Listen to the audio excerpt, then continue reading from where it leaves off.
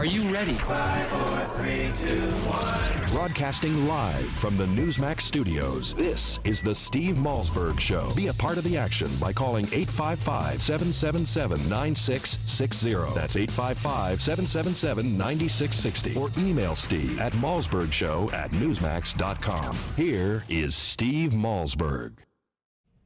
It's not Steve Malzberg today. Hi, this is Pete Hoekstra. I'm a former congressman sitting in for Steve today. I want to tell you, it's exciting to be here. It's going to be more fun if we hear from you. Hey, feel free to call 855-777-9660. Again, that number is 855-777-9660. Hey, who's Pete Hoekstra? I'm a former congressman. I served in Congress from 1993 to 2011. Before that, I was a Fortune 500 executive. I worked for a company called Herman Miller.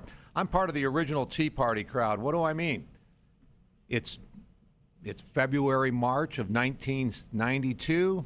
I roll over one night in bed and I say to my wife, I think I'm going to run for Congress. What does she say? She says, go back to bed, go back to sleep. You'll feel better in the morning. Why original Tea Party? I ran against the chairman of the National Republican Campaign Committee in a Republican primary in Michigan. Had about $45,000.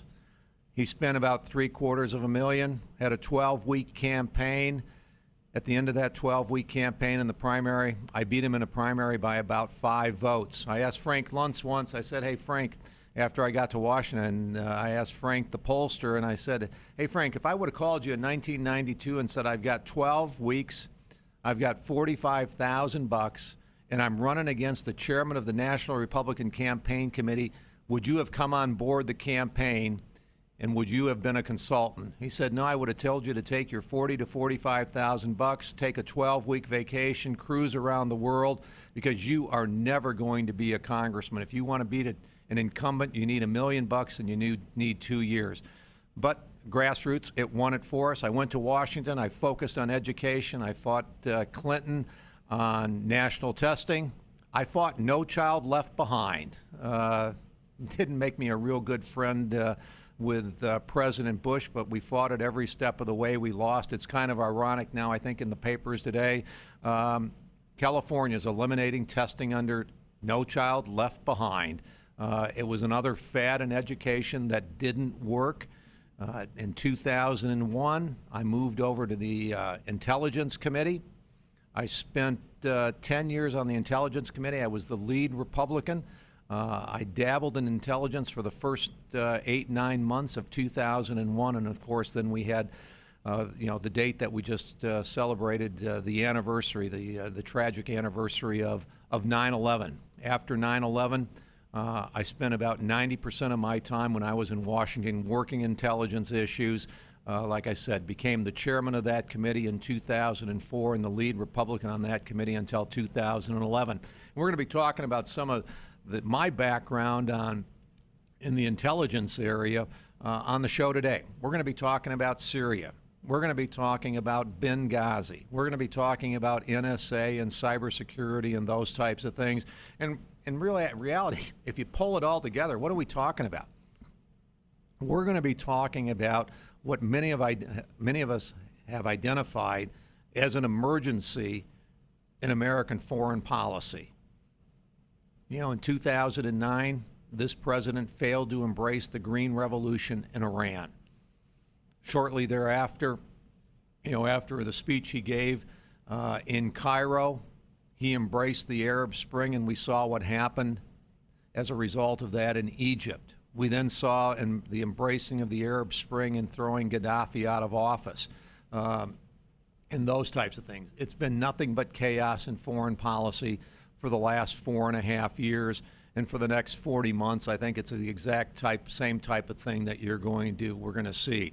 Can you imagine? Who would have imagined that Russia would now be lecturing the United States, that President Putin would be throwing President Obama a lifeline, and that this president actually reached out and he grabbed the lifeline? I'll tell you, I think as some of our guests would say, him grabbing a lifeline from President Putin. President Obama never really thought what that lifeline might be tied to. It's tied to an anchor. President Putin's not going to do anything that's going to help America and hurt Russia. Who would have thought that President Putin would be writing an op-ed and putting it in the New York Times, and you'd have someone like Pat Buchanan call it, an outstanding piece. Didn't necessarily agree with what's in the piece, but recognized that it was a disciplined message from the president of Russia to the American people, at the same time that Americans are hearing a muddled message from its leadership.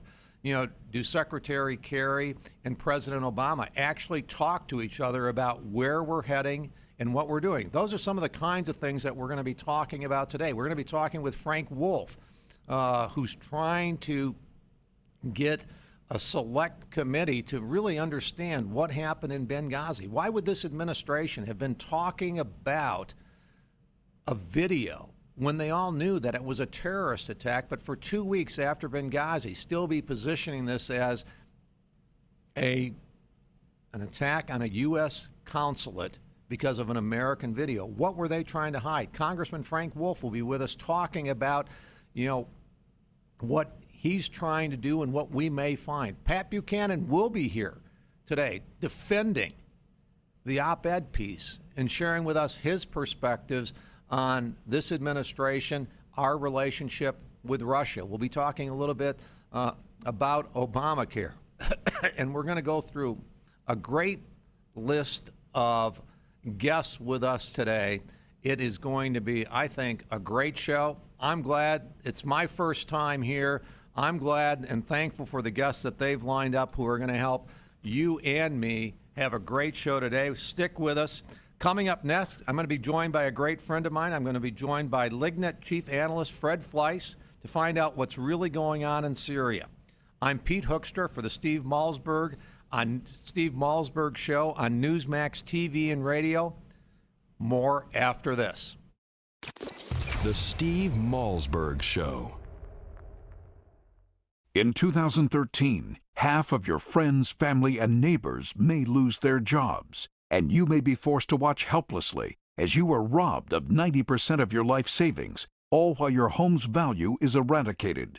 Controversial economist Robert Wiedemer believes we will soon stare down a secret crisis that will rival the Great Depression. It was Wiedemer's 2005 book, America's Bubble Economy, that warned of coming meltdowns in our housing and stock markets. Washington did not heed his call, and folks on Main Street lost $50 trillion from the recession. His New York Times best-selling book, Aftershock, predicted our federal debt and dollar would be the next bubbles to burst.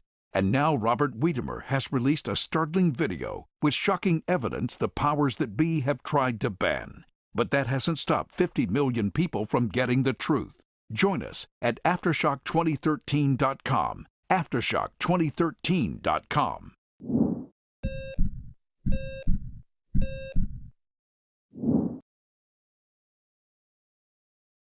Heart disease is the biggest killer disease in America, and this doesn't surprise me. We are addicted to starches, sugars, fatty meats, and salt. People who live in countries with little heart disease eat very differently.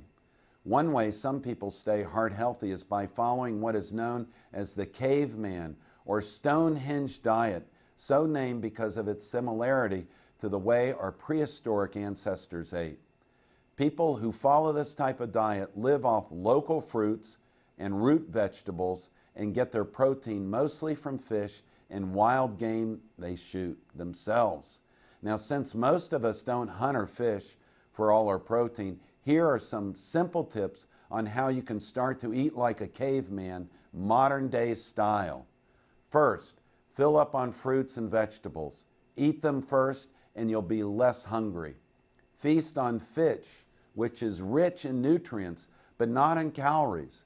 Choose fatty fish like mackerel, herring, sardines, and salmon, which are rich in heart-healthy omega-3 fatty acids. Get out and go for a walk. Remember, our ancestors were hunters and gatherers, so they didn't spend their time sitting in front of a TV or computer all day. If you live more like a caveman or a cavewoman, your heart will love you for it. I'm Dr. Chauncey Crandall, and thank you for watching this Heart Health Minute. Remember, it's never too late to prevent or reverse heart disease. Right now, I invite you to discover your own risk for heart disease or even a heart attack by taking my quick, free online quiz at www.simplehearttest.com. Do you have a motorized wheelchair or scooter that needs repairs and you don't know where to turn? Then call the experts at Precision Repair Network. They are the specialists in repairing all makes and models of motorized wheelchairs and scooters. You can call 24/7 and they will come to you anywhere in the United States. They'll give you a loaner to use until they return yours in perfect condition. And your repairs may be covered by your Medicare or your private insurance, so there is little or no out-of-pocket cost to you. If your wheelchair or scooter needs repairs, call this special hotline now and learn how you can get door-to-door service on your repairs at little or no cost to you. Precision Repair Network. They'll get you moving again. Operators are ready to take your call right now. 800-978-4813. 800-978-4813. 800-978-4813. That's 800-978-4813.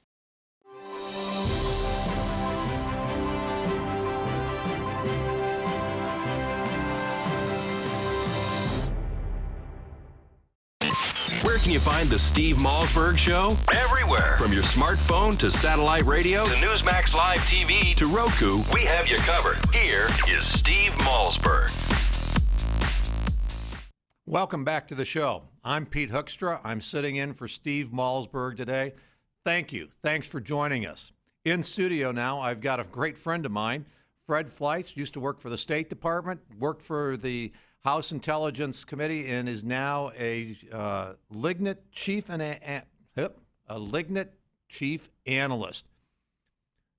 That's a great introduction. It's a great stumbling introduction. Why? Because he's going to talk to us about Syria, and he's going to explain to us what's going on in Syria, and if there's been anything other than a bumbling strategy in Syria. Fred, can you give us an overview of what you've seen happen over the last number of weeks? I think initially you were for perhaps a military intervention in Syria, and in the last week to 10 days, you modified that position.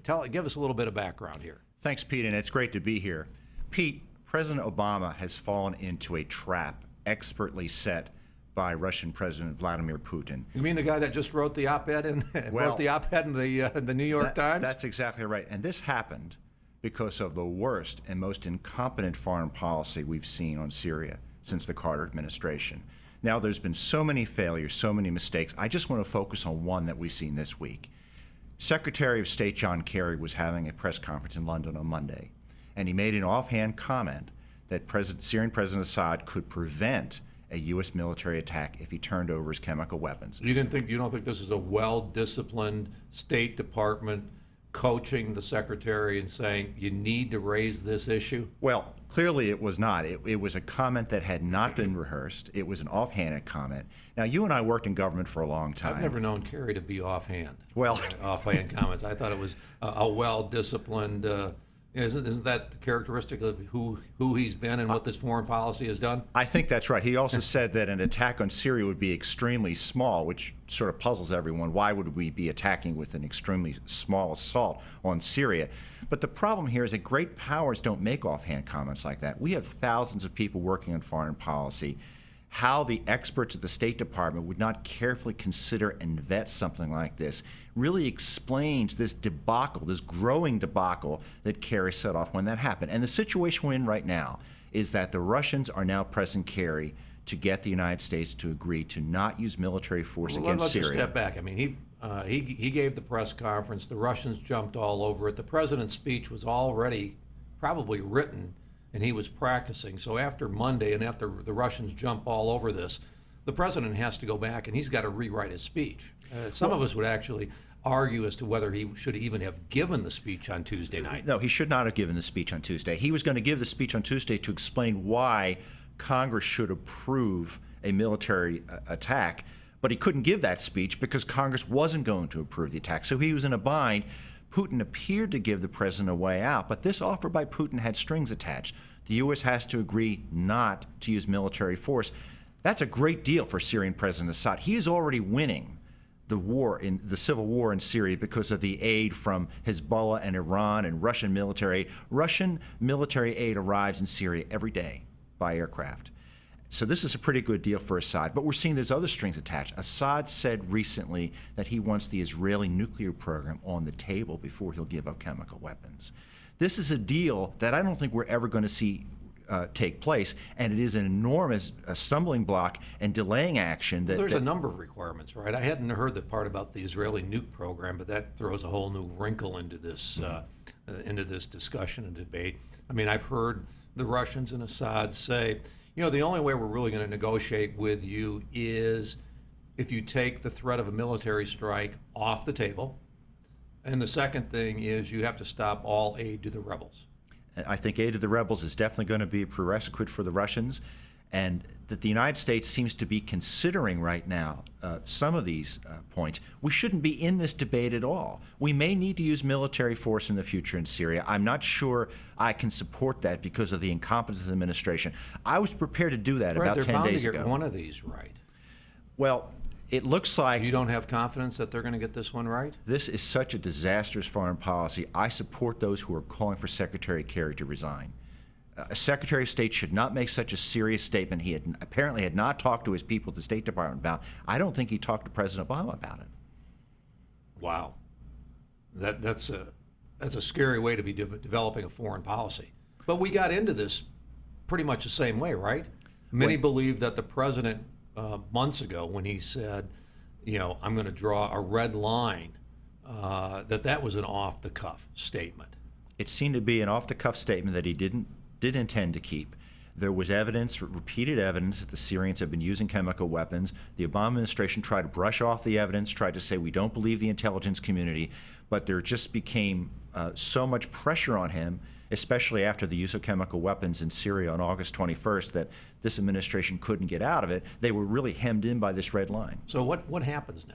I mean, you know, we watched the whole saga of weapons inspectors, UN inspectors. We saw that whole thing unfold in Iraq. We saw how difficult it was there in a country that was stable. We may not have liked Saddam Hussein, but at least the weapons inspectors, you know, could freely move around the country, at least within the limitations that Hussein set for them. Here you're going into Syria where, number one, we know they have chemical weapons.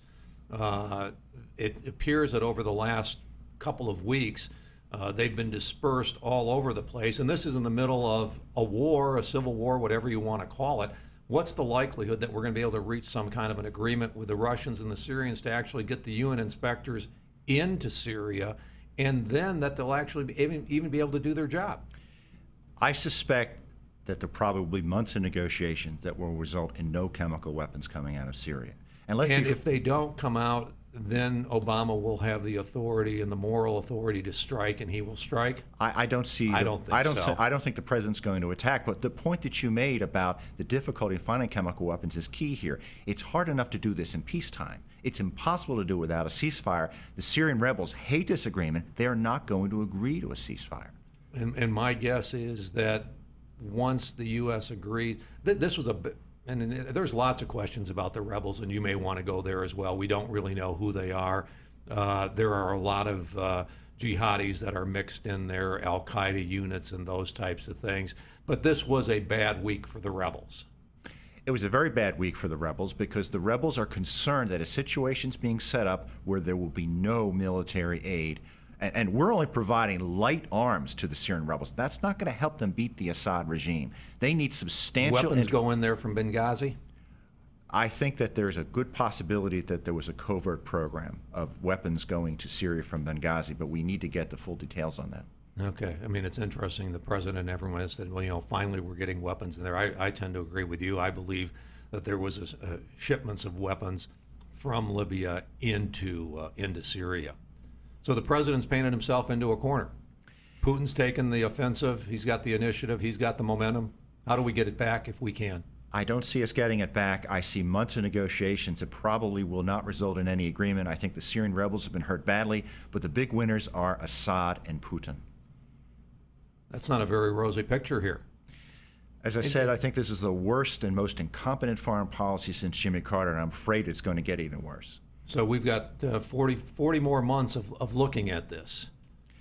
What really needs to be done is that we need a house cleaning. We need Secretary Kerry to step down. We need serious, senior, respected advisors to come in and exact some adult supervision over this It's administration. really time for an emergency project to kind of, regroup on foreign policy. This is an emergency, Pete, because Iran's watching this, North Korea's watching this, China and Russia are watching this. We know that Osama bin Laden was watching the weakness of the Clinton administration, the way they pulled out of Somalia after the Black Hawk Down incident. Our enemies are watching what's going on in Syria. 20-some embassies closed because of the threats a few weeks ago, an attack against our consulate today in Afghanistan. It's not a pretty picture out there, and the president and his team are going to have to regroup very, very quickly to get any kind of to be able to salvage this in any kind of a way, and not a high probability. I don't think there's a high probability, and I think the onus right now, I think, is on Congress to press this administration to make significant changes in policy and in personnel to salvage what I think is just an utter debacle in foreign policy. Not a great story, but Fred, thanks for your insights. Thanks for joining us. Coming up after the break, John Fund will be joining me in studio to discuss politically how well the president handled Syria. I'm Pete Hoekstra, filling in for Steve Malzberg on the Malzberg TV and radio network.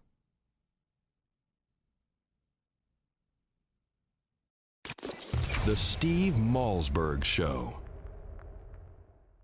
Are you at least 62 years old like me? Could you use an extra $50,000, $100,000 or more to live a better life? Then please consider the benefits a reverse mortgage can provide to you. With a reverse mortgage, you can have your mortgage payments stopped altogether and get equity out of your home to live on. And you can use the money to help you live a better life. How nice would that be, not to have a mortgage payment? Qualifying for a reverse mortgage is simple, since there are no income, asset, employment, or credit requirements. However, you must be 62 years or older, own your home outright, or have a very low balance on the mortgage, and be prepared to live in it throughout the rest of the loan. Call now for more information. 800-831-1560, 800-831-1560, 800-831-1560. That's 800-831-1560. Do you owe the IRS? Do you have unfiled tax returns? Have you received a wage garnishment or bank levy? Maybe a lien has been filed against you. OMG Tax can help you with all your IRS tax problems. Don't wait another second. Take action now. Call my team at OMG Tax. Honest and professional, we don't make false promises. If you owe back taxes, or if the IRS is garnishing your paycheck, you need help now. OMG Tax can help you get your life back to normal. If you're serious about handling your tax matter, call OMG Tax now and get the peace of mind you deserve. Don't let the IRS take your next paycheck. Stop waiting and call our team at OMG Tax. OMG Tax has a straightforward, no-nonsense approach and has helped many Americans resolve their IRS nightmare. Call OMG Tax now. Call 1-800-255-6485. That's 1-800-255-6485. 800-255-6485. Are payday loans ruining your life? If you have 2 or more payday loan cash advances, listen closely. You may be eligible for a program that payday loan companies don't want you to know about. This program will get payday loan companies out of your bank account and put an end to the payday loan nightmare. Call for free information and find out if Payday Loan Support Center is right for you. Payday loan companies usually trap you into paying rates as high as 700%. We understand payday lenders' tactics. Don't let them take advantage of you anymore. All you need is 2 or more payday loans to qualify. We can help even if you're behind in collections or have bad credit. Internet payday loans qualify for this program as well. So call 800-250-5084. That's 800-250-5084. The call is free and the consultation is free. Don't miss out. Call for your free information on payday loan relief. 800-250-5084. That's 800-250-5084. Again, 800-250-5084. 150 million people suffer from headaches. All you want is for the pounding in your head to stop. Migralex stops the pounding. Migralex was developed by a neurologist and founder of the New York Headache Center. I'm neurologist Dr. Alex Malzberg. After studying and researching the human brain for 25 years, I've developed Migralex, which eliminates pounding headaches. It works for my patients, and I'm so convinced it will work for you. I don't just guarantee it, I put my name on it. Dr. Malzberg's Migralex gets rid of headaches fast without harsh caffeine, sodium, or preservatives. Migralex works unbelievably fast, and it's gentle on my stomach. Find out how to get your free bottle of Migralex. Call 800-532-2967. Plus, if you're one of the first 100 callers, you'll also receive the Migralex Quick Tips to Headache Relief absolutely free. That's 800-532-2967. Or go to migralexrelief.com. MIGRALEX relief.com. Or call 800-532-2967.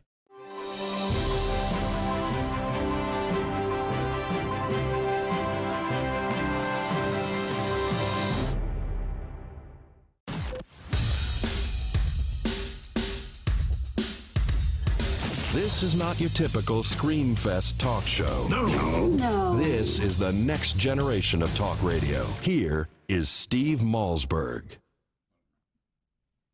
Welcome back. I'm Pete Hoekstra. I'm filling in for Steve today. I'm now joined by, is this true? Best-selling author and Newsmax contributor. I know that's true. John Fund, but a good friend. You've been a great friend for years. Hey, welcome to the show. Thanks for being here. Pete, every time I'm on with you, sales go up, so it is a bestseller. Hey, thank you.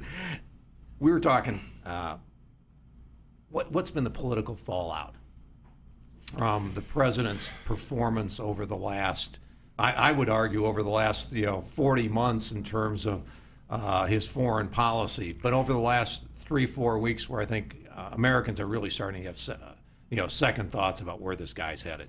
Well, there's an empirical answer to your question and an intangible answer. Empirically, the president's poll numbers started in the low 40s, which were pretty poor.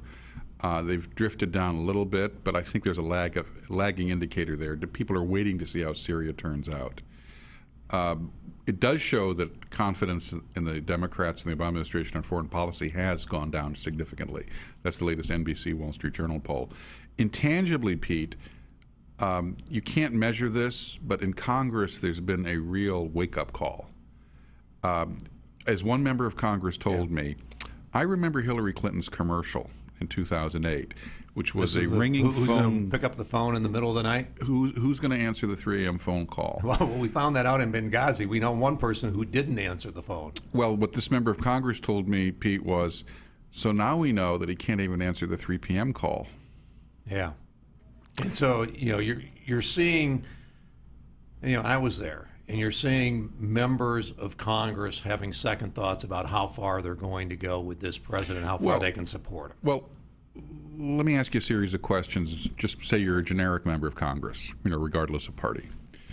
Do you trust this guy's instincts?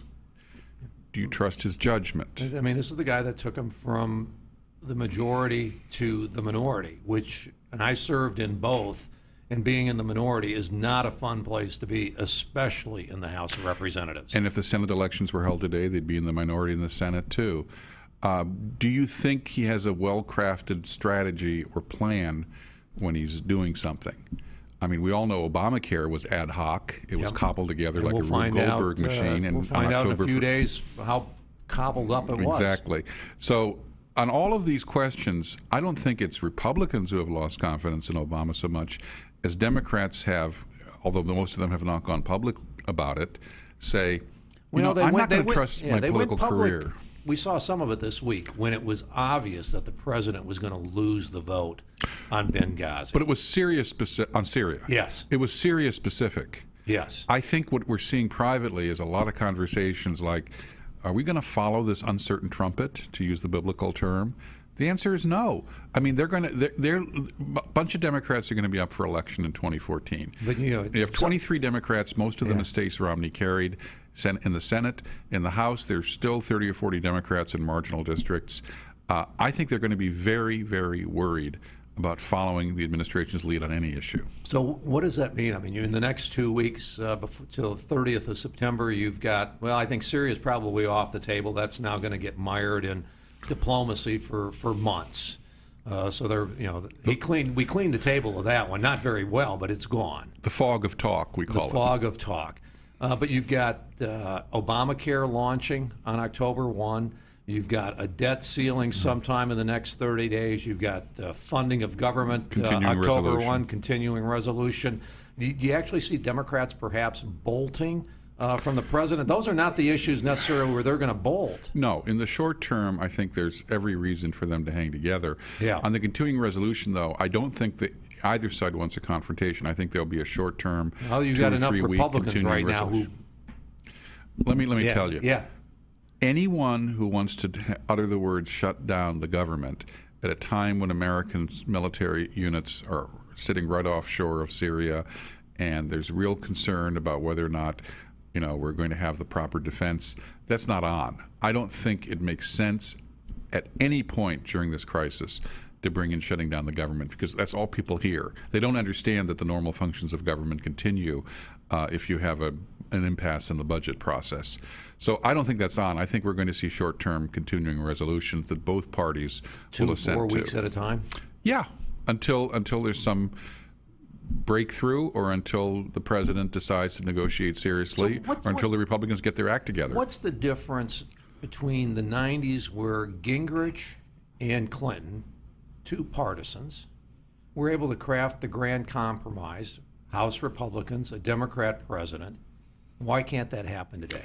I think there are two problems. One is, well, first of all, the media has put everything under a microscope far more. Okay. When we were at the dawn of the age of the internet, Yep. when Gingrich and Clinton made those deals, we had one 24-hour cable news channel. Now we have 3 or 4 or 5, depending on how you count them. In addition, Clinton was immensely flexible. They called him our first existential president. Yeah. He could say one thing at 10 a.m. to one group, say something else at 2 p.m. to another group, and conclude a third deal that had nothing to do with the other 2 conversations he had by 6 p.m. Obama is an ideologue, and I say that to his credit. He knows what he wants to believe in, and he follows it. Also, the Republicans are now much less likely to follow Gingrich. I think one of the things Gingrich did as Speaker is he called into question sometimes the Speaker's credibility, because he was zigzagging so much of the time. I think future speakers have had the backbenchers, especially now the Tea Party backbenchers, question leadership far more than they used to question it 20 years ago. Well, I think that's I think that's right. Gingrich maybe zigged and zagged, but even as he zigged and zagged, it's amazing. He took the conference with him. Yes, but I think after Gingrich, there was less willingness to do that blindly with other speakers and other leaders. So what play out Syria for us? What happens? It's just the muddled, the fog of diplomacy, or the fog of talk, as you said? Well, in the end, the president has to have some kind of face-saving device or agreement or modus vivendi, because otherwise he'll be thoroughly humiliated. I mean, I guess if the talk goes on long enough, everybody forgets about Syria, except the people who really care about it, like I think the this victims. is what he's hoping on Benghazi. Well, I understand, but Syria was so much more visible and was played out in public. I think what the president wants is a diplomatic solution. The problem is the Syrians and the Russians are playing really hard to get. I mean, the demands of the Syrians and the Russians are right now, you have to first promise you'll not attack Syria, ever, and you also have to promise you're not going to arm the rebels anymore. We just started arming them a few days ago. Fred brought up the issue of the Israeli nuke program. Had you heard that discussed before? The Israeli nuke program? That's got to be on the table. That Assad said, before we negotiate, we need to recognize that the Israeli nuclear program has to be on the table as well. Well, I think first he has to put his chemical weapons on the table, because he, to this date that I know of, hasn't acknowledged he has a chemical weapons program. Right, yeah. So, I mean, that's a non-starter. But that's an example of the kind of danger this kind of diplomacy could get this into. The biggest problem we've had with Syria so far is not the president's unfortunate red line. It is that we have now opened the door for the reinsertion of Russian influence, both military and political, into the Middle East, where they haven't had that for 40 years. And that is very troubling and very dangerous, and Putin is playing this brilliantly. And by that you mean their relationships with Egypt, Libya, Syria. Basically, they're surrounding Israel. And they're moving us out. Well, I don't think the Russians' primary goal is Israel, Right. but they want influence, and if they have to play along with the anti-Israeli countries there, they will certainly do so. And they certainly want to embolden and strengthen them at the expense of Israel. That's a big problem. You think the Middle East is unstable now? Just wait if the Russians come in a major way, and they have bases, for example, not just in one small port in Syria, but as you said, in Egypt and other countries. Yeah. Best-selling author. And with National Review and right. But best-selling author. Your response, Bob, Senator Menendez says, I wanted to vomit when I saw the op-ed by Putin. Buchanan says, outstanding. He looks like a statesman. Well, John Fund says... Well, I think outstanding is one of those words that most people view as a positive word. I wouldn't call it outstanding. I would call it diabolically clever, Putin's op-ed. As for Senator Menendez saying he wanted to retch, well, if you're sitting at a poker game and it's strip poker and the guy across the table from you has stripped you naked and taken all your chips, you probably want to retch too. It's the kind of retch of, oh my God, they really have us over a barrel kind of ill sickness. And what is the president, or what can the president do to regain momentum, regain the initiative? First stop digging. Okay. And I would say that means talking less. Sending John Kerry over to Geneva. I think John Kerry's a fine diplomat, but the Russians humiliated him today. They had a joint appearance. Kerry spoke on and on and on and on, and the Russian just stood up and said, I think the Secretary of State should learn a lesson. Sometimes diplomacy requires saying less in public and more in private. Talk about a slam. John Kerry has not gotten over the fact he's no longer a senator. Senators talk on the floor a lot. Right. Diplomats talk inside behind closed doors a lot. They don't talk so much in public. John Kerry hasn't quite mastered that. A long way to go. Well, at least we didn't attack, because I think attack would have been very problematical with all kinds of hidden ramifications, unintended consequences. And so we're in a better place than we were a week ago. I also, I certainly did not relish the prospect of both houses of Congress, and it would have probably been both houses, repudiating the president on a foreign policy issue. I don't think that certainly would have hurt him. I don't think it also would have helped the country at all. Yeah, you think when the president went on TV that Saturday, without consulting anyone, except his chief of staff and maybe a couple close advisors. Do you think he thought he was going to be able to win that vote? Well, when has a president not won such a vote? I think what he should have figured out is, remember, part of his stepping back from attacking Syria was Thursday, 2 days before he threw the ball to Congress's lap, David Cameron had lost the first vote of confidence on a foreign policy issue regarding war since 1782. I think that should have been a signal to President Obama, this could happen to you. Instead, he decided to roll the dice and throw it in Congress's lap without a compelling tactical and strategic vision of what he was going to do and what the consequences could be if he did it. And he didn't whip or didn't talk to his team of saying, hey, I throw this out there. We've got what are you hearing from the Hill? Can we win this vote? Well, two problems. One, he didn't do that. And secondly, even if he had done that, he might not have gotten very good intelligence. He probably has the worst relationship with Capitol Hill in terms of maintaining contact and communication, both with Republicans and his fellow Democrats, of any president in modern times. Yeah, I lived through the Clinton years, but you always knew who your contact was at the Clinton White House. They did stop by. They would return phone calls. They would engage. And President Clinton himself was masterful at personally building the relationship with members of Congress. What's that? The Wizard of Ooze. Yeah. John, thank you. Thanks for being with us. Coming up next, We're going to be switching to another topic that John knows a lot about, but we're going to be switching to Obamacare. One of the president's major allies, they've turned their back on the controversial health care law. Find out who that was, and we're going to be joined by Sally Pipes from the Pacific Research Institute. I'm Pete Hoekstra, filling in for Steve Malzberg. More after this. Thanks. Thanks, John. The Steve Malzberg Show. Obama wants your money, and he's determined to get it. He wants your money to buy off unions, his Wall Street cronies, and to expand the Obama welfare nation. Well, Swiss America is determined to stop him from stealing your money. They want to send you an award-winning film, I Want Your Money, on DVD that exposes his plan. It'll help keep the government's hands off your money using gold, silver, and other hard asset strategies to protect your hard-earned money. Call today and request the DVD, I Want Your Money, normally $19.95, yours absolutely free. Let Swiss America show you how to use gold, silver, and other hard assets to protect your hard-earned money. Call now. 800-978-3907. 800-978-3907. Call Swiss America right now. Learn all about investing in gold. 800-978-3907. That's 800-978-3907. Call right now. My patients still don't know what Obamacare means for them. And how could they? There are already 13,000 pages of regulations, and the bureaucrats are just getting started. Obamacare will change your health care, and you need to understand how.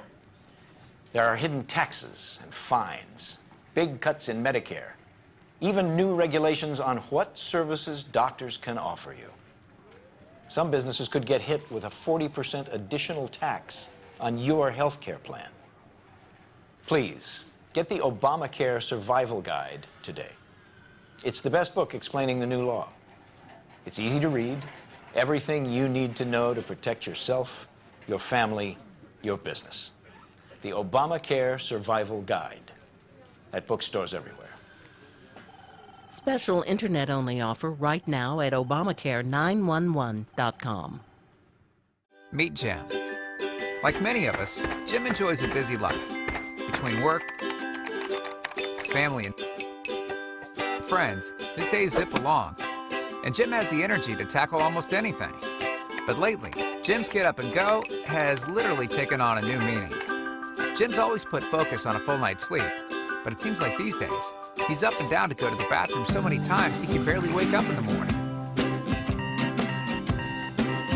His prostate concerns have him sad, tired, and worried. Activities that were once enjoyable now seem like a chore for Jim.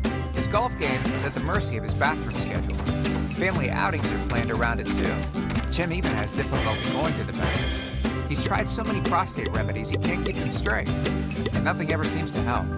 Then Jim found out about Prostate Revive, the all-natural dietary supplement specifically formulated for men, targeted towards improving and sustaining normal prostate function. Prostate Revive includes 15 super ingredients never combined before, including saw palmetto extract, beta-cytosterol, pomegranate fruit extract, selenium, and other high-quality nutrients. These targeted and all-natural ingredients promote healthy urinary flow and optimal prostate health. And the best part is, Prostate Revive was developed by a renowned medical doctor. Dr. David Brownstein personally formulated Prostate Revive with one goal in mind, to promote a healthy prostate gland. Thanks to Prostate Revive, Jim's got his life back. He gets a full night's sleep every night, and his friends and his wife can't believe he's the same guy. He has his old energy back, and no one has to wait for him. He doesn't even think about his prostate concerns anymore. Visit MedicSelect.com to take back your nights and improve your quality of life with Prostate Revive. Don't complain about your cable bill going up and up and up. Do something about it. Grab a pencil and jot down this special number, 1-855-625-MY-TV. The more cable TV rates go up, the better digital satellite TV looks. So cancel the cable and get more of your favorite channels in 100% digital quality for less money. Call 1-855-625-MY-TV. Right now to sign up for packages starting as low as $19.99, and there's no equipment to buy. You get free HD TV upgrade, a free DVR upgrade, and free professional professional installation. You control what you watch when you watch it. Record your favorite shows, pause and rewind live TV, even skip the commercials. Watch local channels too. At just $19.99, what are you waiting for? Pull out your major credit or debit card. Call 1-855-625-MyTV. 1-855-625-MyTV. Cancel the cable, cut costs, and get more. 1-855-625-MyTV. 1-855-625-MyTV.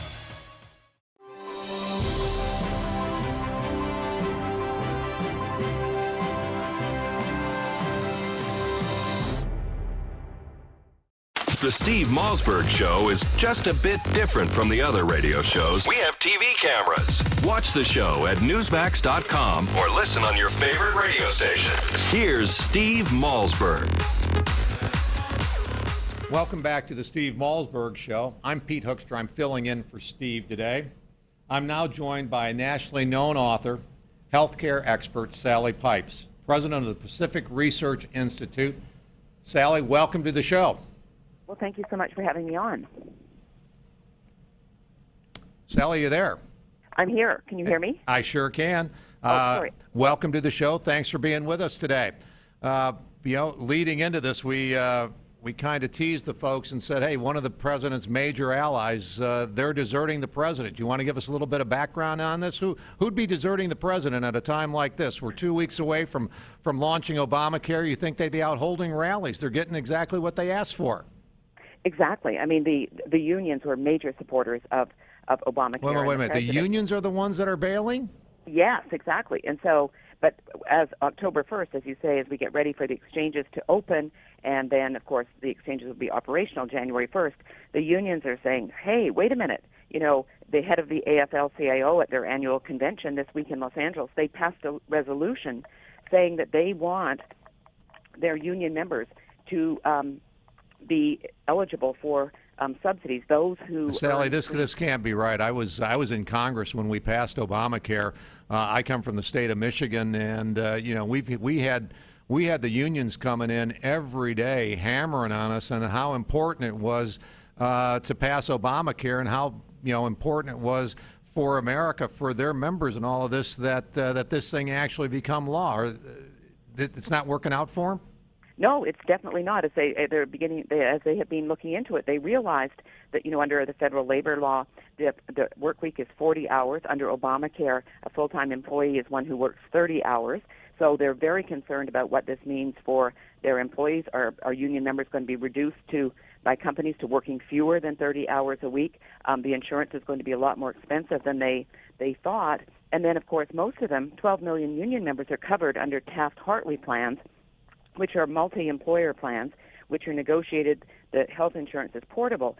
But now the unions say, well, hey, if you're an individual and you can purchase your insurance in one of these state or federally operated exchanges in a state, if you earn between 138 and 400% of the federal poverty level, i.e., between 46,000 up to 46,000 or 94,000 for a family, you're going to be eligible for one of those tax subsidies. Yeah, you think so the unions, you think the unions are saying, go ahead.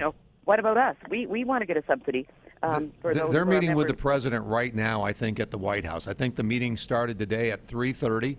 Yes. A couple of weeks ago, the employees on Capitol Hill, the president threw them a lifeline. There was a question about whether the employees on Capitol Hill were going to be eligible for the subsidies or not under Obamacare. The president, many of us believe, misinterpreted the law and said, yep, we can continue paying a portion of the health care costs for employees on Capitol Hill. He threw them a lifeline. Is there a way for the president to throw these guys or the folks in the unions a lifeline? He's done it to others. Is he going to do it to them? Well, as we've seen, there have been delays with the employer mandate, the whole issue of income verification for getting a subsidy. So, I mean, there probably is a way, but I hope that he is not going to. This law is going to be very, very expensive, as you know, a lot more expensive than they predicted, and it's probably, going to be in the range of $2.5 trillion between 2014 and 2023. So the GOP is quite rightly, I think, taking Obama and the unions to task. You people, you like the Obamacare, and now you're finding out. Remember when Nancy Pelosi said, if you have to pass this law so you can find out what's in it. Well, even union members are finding out what's in it, and they are very, very upset. I think think that it's not in the best interest of their members. So I hope the president doesn't cave in, but we've seen it on several things, because this, as Max Baucus, Democratic senator, said, there is a train wreck coming down the track, and we're seeing it unfold each day. The UPS just, I think in the last few days, announced that they were going to cut spousal benefits for for 15,000 of their employees. I know UPS quite well. The 15,000 employees that they're cutting spousal benefits for, were those 15,000 be members of the Teamsters? Well, they're the spouses of the employees at UPS. So I'm not sure. Some of them may be, but if they're the spouses, I mean, I think it really doesn't matter. The point is that health care under Obamacare is going to be a lot more expensive, and companies like UPS are realizing this. IBM, just announced last week that they're going to push about a lot of people into an exchange operated by Towers Watson, and those retirees are very concerned about what it's going to mean. What kind of health are they going to get? And then, of course, we saw Delta Airlines said our healthcare costs are going to go up by $100 million next year. So I believe, are going to see a lot of employers say, you know what, we'd rather pay that $2,000 per employee fine, even though it doesn't come into effect until 2015. And so moving a lot of employees out of what they had and into the individual exchanges. It's going to be a very interesting couple of weeks here, isn't it? Where it kicks in on October 1. What happens to the unions? What happens to other what happens to other Americans as this whole thing kicks into place? Right. I mean, remember the president said over and over again, if you like your health insurance and you like your doctor, nothing will change. Well, people are now realizing that things are changing, and that's why you're seeing in the poll numbers, such high numbers of people thinking now that the law is a bad law. And, we have to really think long term, and, the 2014 elections, the 2016 presidential, because if the Republicans can take the presidency, keep the House, take back the Senate, then maybe in 2017 early we can repeal Obamacare and replace it with a Sally, we're going to be looking forward to your input. Keep watching it for us. Thanks for being with us. Thanks for joining us. This is Pete Hoekstra. Thanks for joining me this hour on Steve Malzberg. We'll have more after this. The Steve Malzberg Show. Drug, alcohol, and gambling addiction can be devastating for you and your loved ones.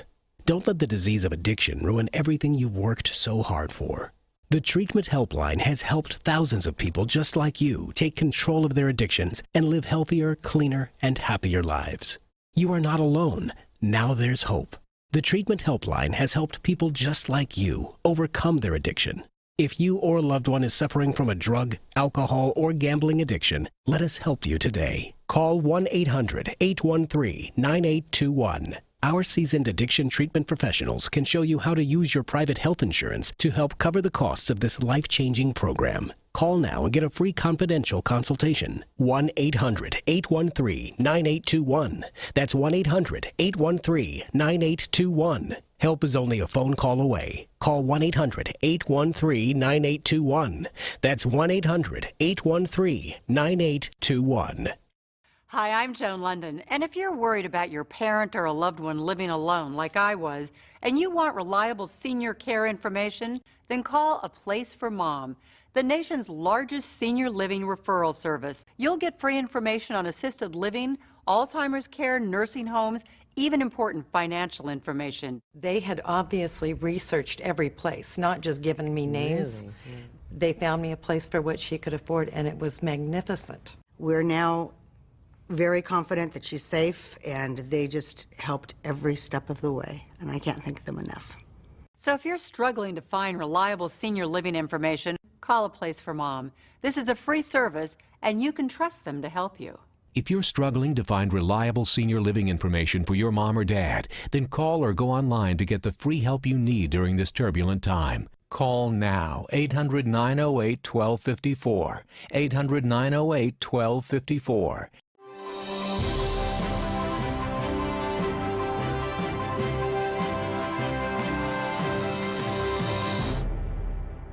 Hello and welcome to your Newsmax Now update. I'm John Bachman. In Geneva, talks to place Syria's chemical weapons under international control continue today after somewhat of a rocky start. They opened with some tough words and a pledge from Syria that was rejected by the U.S. Both John Kerry, Secretary of State, and Russia's Foreign Minister Sergei Lavrov said they hope to work out a deal to avoid military action. But Kerry made it clear that he wants immediate action on Syria's part and that he will not allow these talks to be used solely as a stalling tactic. It has to be real. It has to be comprehensive. It has to be verifiable. It has to be credible. It has to be timely and implemented in a timely fashion. Meanwhile, Bashar Assad told Russian TV that the U.S. must stop threatening Syria with military action. John Kerry says military force might still be necessary if diplomacy fails. And this video here was obtained from a social media site today. It purports to show rebel fighters in Syria repelling advancing government forces near Damascus.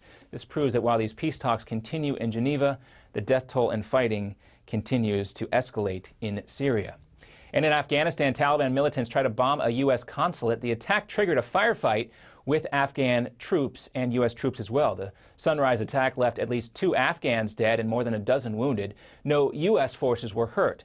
Taliban insurgents drove a truck to the gate of the consulate and began attacking the guards. The U.S. State Department says that truck later exploded, blowing the gate apart. This Afghan army commander says he's not sure how many insurgents were involved in the attack, but U.S. Special Forces were able to secure the compound before any enemy combatants reached the interior. Another truck bomb in eastern Afghanistan injured at least 7 people today. And a landmark on the New Jersey shore is now in ruins. This is what a portion of the Funtown Pier and Boardwalk in Seaside Park looks like now.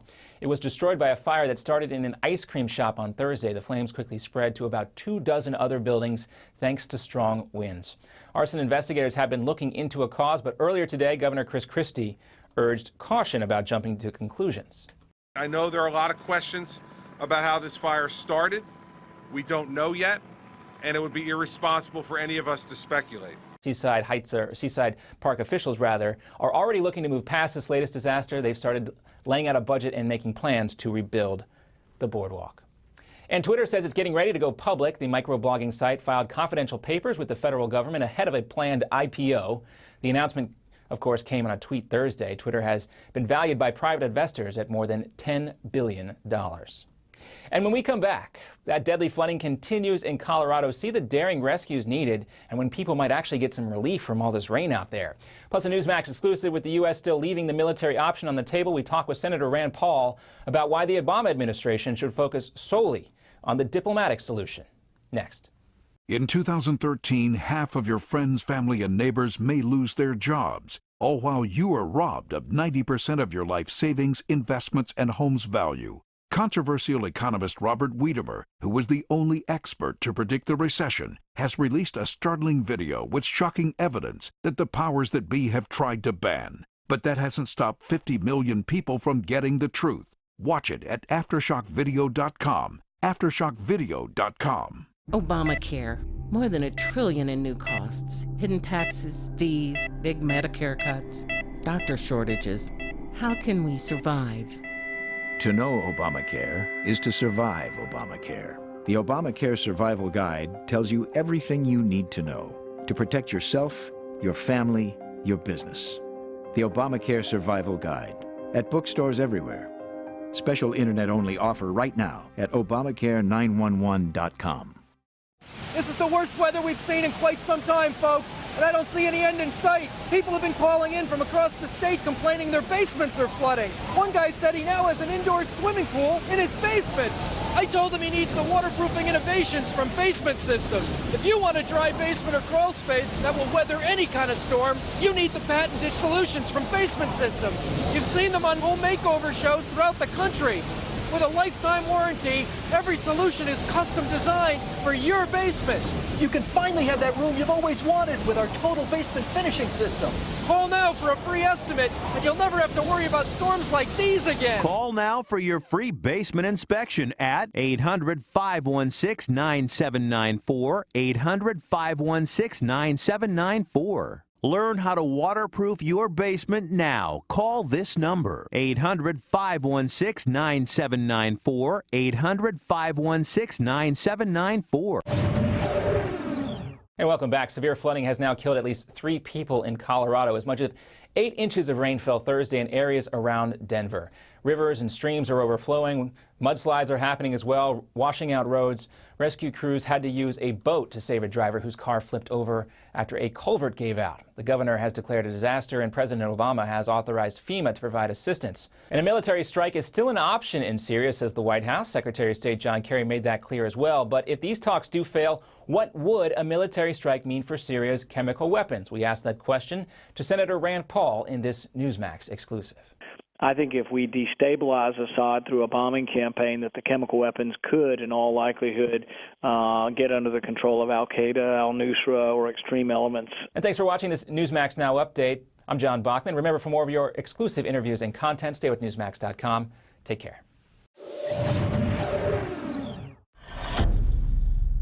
Are you ready? 5, 4, 3, 2, 1. Broadcasting live from the Newsmax studios, this is the Steve Malzberg Show. Be a part of the action by calling 855-777-9660. That's 855-777-9660. Or email Steve at malzbergshow@newsmax.com. Here is Steve Malzberg. It's not Steve Malzberg. It's Pete Hoekstra. I'm a former congressman, but welcome to the Steve Malzberg Show. I'm filling in for Steve today. I want to hear from you. I want you to call in if you've got any questions. 855-777-9660. Hey, who's Pete Hoekstra? I'm a former member of Congress. I served in the House from 1993 until 2011. Spent my last 10 years working on the Intelligence Committee. I served as chairman of the Intelligence Committee for 2.5 years, and I served as the lead Republican for those years when we were on the outs and we were in the minority from 2006 until 2011. That's why I'm excited about the show that we've got for you today, because we're going to be talking in this hour. We're going to be talking to some folks that really understand foreign policy. We're going to be talking to some folks who really want to get to the bottom of what happened in Benghazi just a little over a year ago. You know, and that's what this is all about. You know, when a number of us have been talking about what's going on in foreign policy, it's almost time for us to have an emergency project on national security. Take a look at, you know, the president's response to the Iranian Revolution in 2009, the Green Revolution, where we didn't side with the people of this on the streets, where the president embraced what was going on in the Arab Spring, and look what happened in Egypt, look what happened in Libya, and then take a look at what's happened in Syria over the last 10 days, where not only did America lose the initiative, but in the last week, in the last couple of days, you know, we're being lectured to by President Putin on exceptionalism, about America's role in the world and how we need to be careful. How President Putin threw the American president a lifeline. In this hour, who do we have up? We've got Lieutenant Colonel Alan West talking about American exceptionalism, talking about Benghazi, talking about American foreign policy. We have Victoria Tunzing, an attorney and a good friend of mine from Washington. She and I worked together when we did the Teamsters investigation, but right now she represents one of the whistleblowers on Benghazi. And then we're going to be talking with Frank Wolf. So we've got a lot coming up in the next hour. Thanks for being with us. Coming up next, I'll be joined by Lieutenant Colonel Alan West. I'm Pete Hoekstra, filling in for Steve Malzberg on the Steve Malzberg Show on Newsmax, TV, and radio. Thanks for joining us.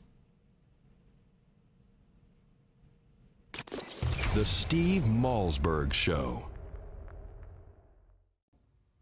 Hi, this is Mike Reagan. Folks ask me, what would Ronald Reagan do if he were with us today? I believe the first thing he'd do is stop Obamacare. Already it's in effect with higher taxes, hidden fees, skyrocketing insurance rates, big Medicare cuts, and some insurance plans are hit with a 40% tax. Protect yourself by getting the Obamacare Survival Guide. It's already a #1 New York Times bestseller. Newsmax says it's the best guide to the new law, giving you the strategies, tips, and loopholes you need to know. If you're insured on Medicare, a business owner, a medical professional, just about anyone, you need this book. Get the #1 bestseller, The Obamacare Survival Guide, at bookstores everywhere. Or get our special $4.95 offer and save $15 off the cover price by going now to Obamacare911.com. Obamacare911.com. That's Obamacare911.com. Hello, my name is Fred Fleitz, and I'm the managing editor of LigNet. You've probably seen our name preceding some of the stories you read on Newsmax or heard LigNet referenced on Fox News, C-SPAN, or CNN. Perhaps you've asked yourself, what is LigNet? LigNet is an acronym for the Langley Intelligence Group Network, a private Washington, D.C. based service that provides global intelligence, in-depth analysis, and detailed forecasting. LigNet's staff and advisors include former CIA officers, national security experts, presidential advisors, and top-level government officials from around the world. I myself held several national security posts for the U.S. government during my 25-year career with the Central Intelligence Agency, the Defense Intelligence Agency, the U.S. Department of State, and the House Permanent Select Committee on Intelligence. Our lead advisor is General Michael Hayden, the former director of the CIA. He is joined by former U.S. Ambassador to the United Nations John Bolton and former chairman of the National Intelligence Council and Special Assistant to President Ronald Reagan Fritz Ehrmann, former U.S. Ambassador to Venezuela Otto Reich, and former clandestine service officer Frederick Russman. Former chairman of the House Intelligence Committee Peter Hoekstra also joined our advisory board staff. Every day, our goal is to use our expertise, our resources, and our worldwide staff to take the pulse of the ever-changing political and economic landscape and the threats we face on a daily basis. Whether you are following global events for your portfolio or business, or just interested in the world around you, LigNet provides what you need to know to keep up with global events. There are many. Every day, LigNet members receive the Morning Brief, a daily email that provides summaries and links to our daily analysis to keep you up to date on LigNet's assessments. LigNet members receive unrestricted access to LigNet's secure database of global analysis. All of our special reports, previous analyses, and exclusive video interviews with intelligence insiders are available to members 24 hours a day. But you also get top-notch analysis that resembles the President's Daily Brief, the classified intelligence assessment delivered to the President of the United States every morning. LigNet also sends breaking news emails to our membership list. If there is a development of global proportions or a terror alert, our subscribers are always the first to know. I hope you now have a better understanding of what LigNet is, but more importantly, recognize how truly invaluable LigNet can be. As the old saying goes, knowledge is power. Join LigNet for $1. Go to lignet.com.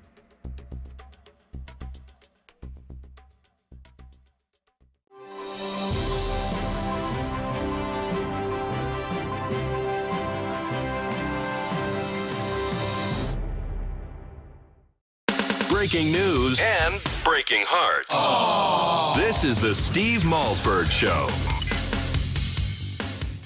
As for the editorial, we're not surprised by President Putin's words, but the fact is that Russia offers a stark contrast that demonstrates why America is exceptional. Unlike Russia, the United States stands up for democratic values and human rights in our own country and around the world, and we believe that our global security is advanced when children cannot be gassed to death by a dictator. I'm now joined by former Congressman Lieutenant Colonel Alan West, who's now director of Next Generation TV. Alan, great to have you on the show. You hosted last week for a couple of days. Hey, any advice for the rookie? Yeah, I think that I was the rookie last week, so all I will tell you is just listen to the great production crew that you have there, Congressman Hoekstra, and they'll lead you through that thing, and you'll knock them dead. It's a great opportunity to get our voices out. So now, well, thanks. My understanding is, you liked the president's speech this week. I think on what, Tuesday night? I don't think so. I was really, if I was advising the president, I would have told him not to give that speech, and for two reasons. Number one, I think it confused the American people even more, and it made him look like he had lost the initiative on this whole thing. Well, it not only showed he lost the initiative, he actually has, right? Well, that's the thing. But, for him to come out and be a part of losing the initiative and to try to take credit for being outmaneuvered by Vladimir Putin was just horrific, and I think it left people scratching their head more than anything else. And the second reason why I think it was a bad idea, because you're coming out telling the American people about a moral obligation and you're trying to show indignation to conduct military action in Syria when less than 24 hours was the first anniversary of Benghazi, when the president showed no indignation except for, the crude video, and he did not say to the American people that we had a moral obligation to defend our national security interests because we had a consulate attack. We had 4 Americans who pretty much so he abandoned and left them to die, to include an ambassador, which is the direct representative of the President of the United States of America. And a year later, no military action, no response, nothing whatsoever. So all around, it's just very bad optics. It's been an unbelievable week. I think it was a week ago that Secretary Kerry threw out the line that said, hey, let's if Syria turns over their nuclear weapons, then we won't attack. And I think, again, it was an off-the-cuff remark, and all of a sudden, Putin and the Russians, they take the initiative. My real question to you, Alan, is, hey, if President Putin throws you a lifeline, what do you think it's tied to? Well, what I see it tied to is the fact that we're going to lose our influence. It was a joke, Alan. I think it'd be tied to an anchor. He'd pull us down. But you go ahead. You take the serious answer. Drag you down. Yeah. And what you see is now, Vladimir Putin looks like the adult in the classroom. He looks like the global diplomat. And he is going to really start being the influencer in Middle East politics, because the president said we're going to pivot away. So here he is engaged in Syria, which they want and need because of the warm water seaport. He's cutting deals with Iran, selling them the new S-300 anti-aircraft systems, which means that it will be really tough for us to come in and conduct airstrikes against them, which eventually we're going to have to contend with Iran. Iran has been our enemy ever since they took our embassy, and they've been supplying al-Qaeda forces and other radical Islamic forces, especially Hezbollah, ever since. Yeah, you really take a look at it. It's been an unbelievable week. You throw the lifeline, and then you got Carney talking about the op-ed that President Putin put out there, and I think I'd love your reaction to that op-ed. Well, my reaction is very simple. I find that we're living in a bizarro world when a Russian president is lecturing the United States of America about respecting international law, human rights, dignity, not utilizing brute force, and then about American exceptionalism. But that's the point where we have gotten, and with this presidency, really when you think about the Barack Obama in this second term, now we know what a second term under Jimmy Carter would have looked like. That's exactly right. I think, I looked at the op-ed. I thought it was well written. In 1993, I thought Bill Clinton gave a great State of the Union speech. I said it. I said that. I didn't agree with anything in it, but I got hammered for it. I thought Putin I thought he put out a good op-ed piece, because what I saw is a guy in a country that was very, very disciplined. They thought very long and hard about what they were going to say to the American people, a very unique opportunity for them. And it's kind of like, boy, do I wish America had that kind of leadership that was thoughtful, that was disciplined, and that could articulate a very clear vision for where they wanted to go. I don't agree with, I think just because Putin's acting or talking like a statesman, he's still far from that, not anywhere close to it. But they're very disciplined, and we're not seeing that in American foreign policy or from this president. No, you're not. And I would recommend that our president and our administration read Sun Tzu's Art of War, because that's exactly what Vladimir Putin did. And it really, you know, Putin is a judo master. And if you understand what judo is to take the perceived strength and the weight of your opponent and counterbalance it and use it against them. And that's exactly what Putin did. I mean, the means by which he was able to lay out all of his points, you know, really attacked what we feel have been our strengths as the United States of America.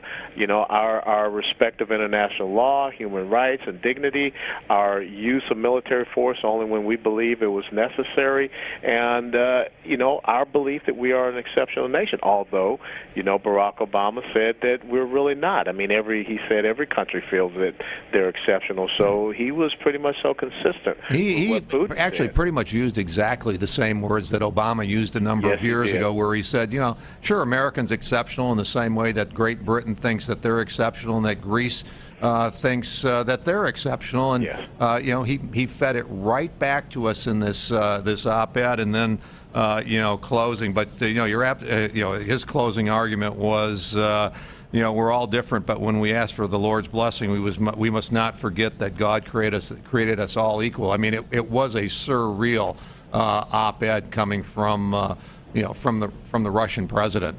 Yeah, but the thing is, understand he was a former senior official head of KGB, and they know how to get inside your head and get inside your decision cycle, and that's exactly what he has been able to do. Is they listen to the things that this administration was saying, the very convoluted message, the little back channel things, as you said, John Kerry makes the off color remark, and they take it and they ran with it, and they totally got the high ground, and they have put us on the backside. Think about how strange it is now. Bashar al-Assad, who the Secretary of State called him just a thug, but now he's telling the United States of America, you don't back off this military action threat and stop arming terrorists, you know, Islamic terrorists, we're not going to turn in our chemical weapons.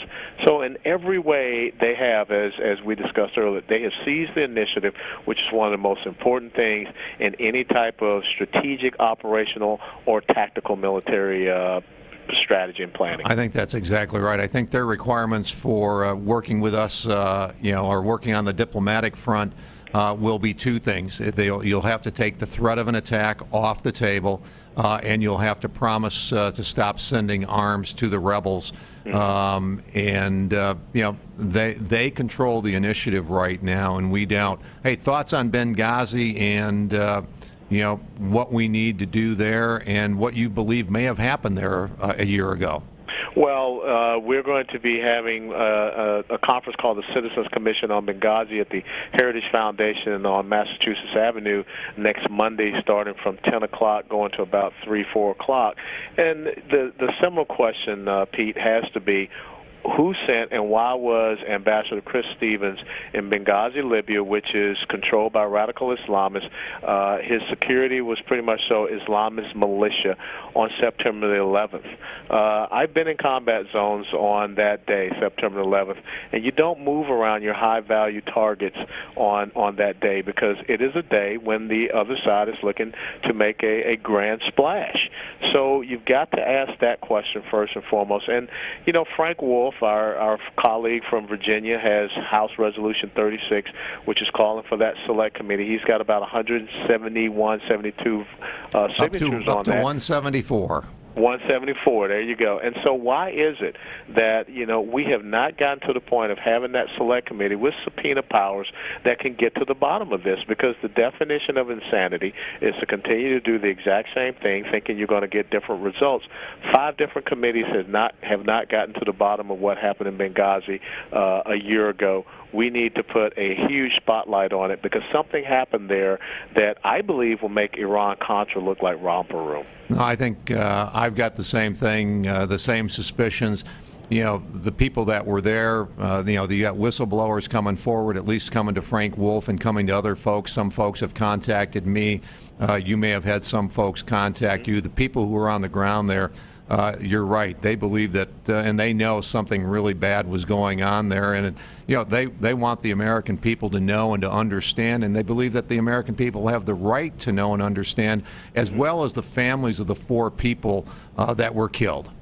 Yeah, you're absolutely right. And when you listen to Sean Smith's mother, I feel for her. I hurt for her because, we do not want to ever believe that we have a nation, we have a government, we have an administration that will abandon Americans when they come under fire and come under attack. But that is really what happened. And that does not speak to the better angels of who we are as America. And once again, that's just about us losing that high ground. And so, it's very difficult for me to understand why the president would come out and ask for congressional approval. He didn't ask for it in Libya. He would try to make this moral obligation plea. There has to be a moral obligation to get to the bottom of what happened in Libya. And if there's a place where we should have military action, it should be in Libya. I don't want to see these guys arrested. I want to see them killed. Yeah, turning this over to lawfare, turning over to the Justice Department, the FBI. I think the FBI, they were allowed in, 3 weeks after the attack? And, this is not about, it is about justice, but it's not running it through the courts and hoping that you collect enough information that you might be able to prosecute someone in the future. This was an act of war. I'm sure you would agree that what happened at Fort Hood was not workplace violence. That was an act of war. And we need to start recognizing these things for acts of war. I think today there was an attack in Afghanistan at one of our consulates. In Iraq. Yep. Three more individuals were killed, not Americans, but 3 individuals. And, we're just a sitting target across northern Africa, throughout the Middle East, as we found out, 3 or 4 weeks ago when they were willing to, close embassies in 20-plus countries because of the perceived threat that al-Qaeda might, and most importantly, had the capability in each one of those countries to perhaps mount an attack, a successful attack against us, and that required us to close our embassies. You're absolutely right. And go back and think about 2-3 months ago when the president gave his speech at the National Defense University just right across the Potomac there in Virginia. And he basically said, there is no more war on terror. We're not fighting anymore. This is over. A year ago during the campaign, he's saying al-Qaeda has been decimated. They're on the run. That's not true. But what you end up doing when you make those type of professions out publicly, you show a reticence and recalcitrance to really stand up and combat this enemy, and you embolden them. Absolutely. So now they're telling you, no, we're not decimated. We're not on the run. And Zawahiri just issued a threat and a call to action for them to attack American interests, abroad and here in the United States of America. And we know that there are terrorist cells that are operating Congressman, in the United States of America. Thank you very much. Thanks for being with us. Thanks for keeping up the fight. Got it. We enjoyed having you with us today. Coming up next, Victoria Tunsing, attorney and partner at DeGeneva & Tunsing, joins me to discuss the status of her Benghazi whistleblower client, Gregory Hicks. The Steve Malzberg Show. If you or someone you love is struggling with addiction to alcohol or drugs, then you must listen to this message because there is hope. No matter what addiction you or your loved one is coping with, you are just one phone call away from real help. Recovery Hotline makes the healing process simple and affordable by matching people to fully certified and experienced inpatient facilities that are right for their personal situations. Call 800-668-1286 now. Don't wait another day. Money does not have to be an issue. Most insurance is accepted. Just call 800-668-1286 today. Recovery Hotline's mission is to help you or someone you love begin the healing process and get back a healthy and sober life. And we can even help with family interventions and travel arrangements. One phone call is all it takes to get back the life you or your loved one deserves. The call is free. The help is real. Call 800-668-1286. That's 800-668-1286. 800-668-1286. Again, 800-668-1286. In 2013, half of your friends, family, and neighbors may lose their jobs, and you may be forced to watch helplessly as you are robbed of 90% of your life savings, all while your home's value is eradicated. Controversial economist Robert Wiedemer believes we will soon stare down a secret crisis that will rival the Great Depression. It was Wiedemer's 2005 book, America's Bubble Economy, that warned of coming meltdowns in our housing and stock markets. Washington did not heed his call, and folks on Main Street lost $50 trillion from the recession. His New York Times best-selling book, Aftershock, predicted our federal debt and dollar would be the next bubbles to burst. And now Robert Wiedemer has released a startling video with shocking evidence the powers that be have tried to ban. But that hasn't stopped 50 million people from getting the truth. Join us at Aftershock2013.com. Aftershock2013.com. Hi, this is Mike Reagan. Folks ask me, what would Ronald Reagan do if he were with us today? I believe the first thing he'd do is stop Obamacare. Already it's in effect with higher taxes, hidden fees, skyrocketing insurance rates, big Medicare cuts, and some insurance plans are hit with a 40% tax. Protect yourself by getting the Obamacare Survival Guide. It's already a #1 New York Times bestseller. Newsmax says it's the best guide to the new law, giving you the strategies, tips, and loopholes you need to know. If you're insured on Medicare, a business owner, a medical professional, just about anyone, you need this book.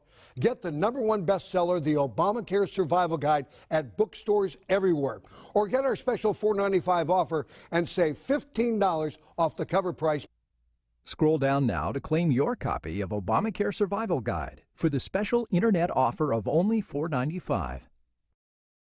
Attention seniors and baby boomers. A new website has been created just for you. SocialSecurity311.com. At SocialSecurity311.com, we reveal a weird trick that could help you add $152,000 to your Social Security payouts. For example, did you know how you file for Social Security can dramatically change the amount of money you collect? One simple step could add up to $1,000 to your monthly payouts. And other loopholes we found reveal 33 ways for big savings on your health care. At SocialSecurity311.com, you will also discover how you could save up to 50% on your groceries, along with 49 other ways to save as much as $50,000 starting today. Newsmax says this website is a critical resource for anyone over the age of 50. So go to SocialSecurity311.com now to find out how you could add extra money to your Social Security checks. That's SocialSecurity311.com. SocialSecurity311.com.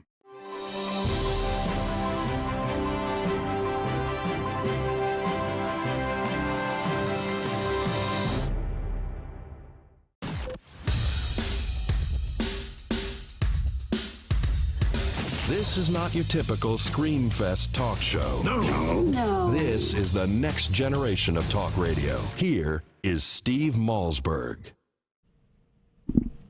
Hey, thanks for joining us today. This is former Congressman Pete Hoekstra. I'm sitting in for Steve today, and thanks again. Thanks for being with us. What I'd like to do now is I'd like to welcome Victoria Tunzing. She is an attorney and a partner at DeGeneva & Tunzing, to discuss one of her clients, Gregory Hicks. But it's more than Victoria Tunzing, the attorney. Victoria is a good friend of mine, as is her husband, Joe DeGeneva. Back in the 1990s, they welcomed me to Washington, D.C. when Newt Gingrich said, Hoekstra, you're going to investigate the Teamsters. I said, no, I'm not. I like my knees. He said, no, you're going to do it anyway. And then a day later, he said, and oh, by the way, these are your investigative attorneys, Victoria and Joe. And you take a Midwestern guy from Holland, Michigan, a couple of high-powered attorneys from Washington, D.C. It's oil and water. They don't mix. And we've been a great team now for about the last 16 years. Victoria, welcome. Well, it's so good to talk to you. Hi, Pete. Hey, hi, Victoria. Before we talk specifically about your client, Gregory Hicks, who is one of the whistleblowers from Benghazi, you've got a tremendous amount of background on working with whistleblowers, working with folks in the intelligence community who have had issues with the bureaucracy. They've had issues with the leadership. Give us the personal side of the risks that these people face when they want to expose wrongdoing within the CIA, within the State Department. I mean, they pay potentially a terrible personal price. Isn't that right? Yes, all this bull that Brennan, the president DCI, has put out about, that people can come forward, all they have to do is follow the procedures. Well, you know what the procedures are. First of all, you have to go to your superior to say, I'm going to go up to the Hill to tell somebody that something wrong is going on. I mean, it's the Senate and the House has to change that. They have to have people come up there and be anonymous and not have to go to their superiors.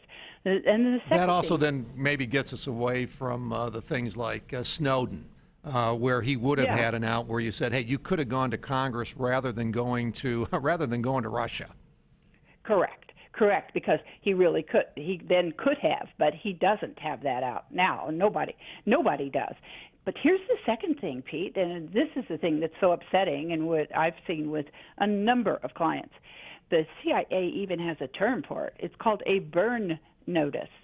And if somebody then is put in going to report wrongdoing or doing something that the agency is mad about, then all kinds of people around them start making up things that happen to them or say, I just saw her lose her temper. My goodness, you need counseling.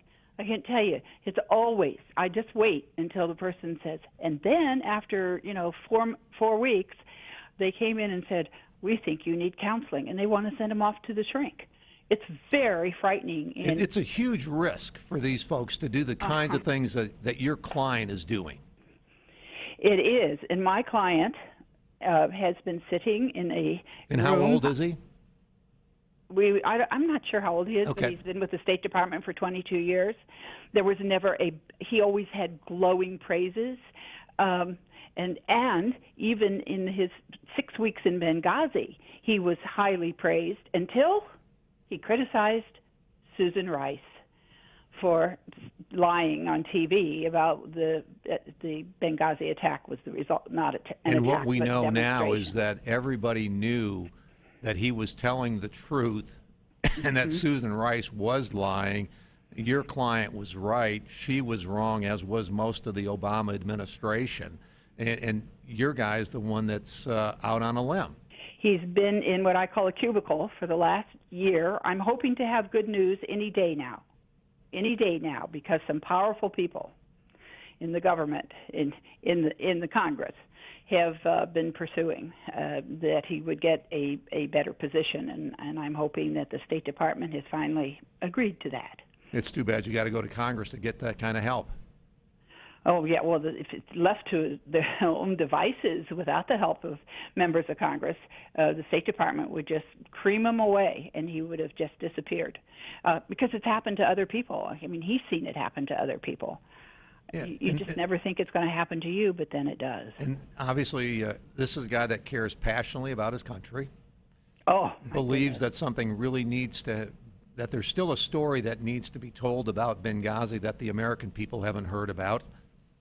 And let me tell you one of the stories, because it hasn't received, it's just received a little bit of attention, but it's really important about the lack of security after two ambassadors, not only Ambassador Stevens, but his predecessor, vehemently said, we want more security. We must have more security. And Greg Hicks went to the people before he went over there. He went to Charlene Lamb and said, we must have more security there. And do you know what the State Department did? They didn't do anything. No, that would have been better. Oh, yeah, okay.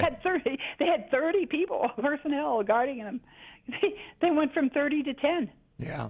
By the time when Greg Hicks arrived, July 31st, 2012, there were 30 people guarding the embassy, and by mid-September there were 10.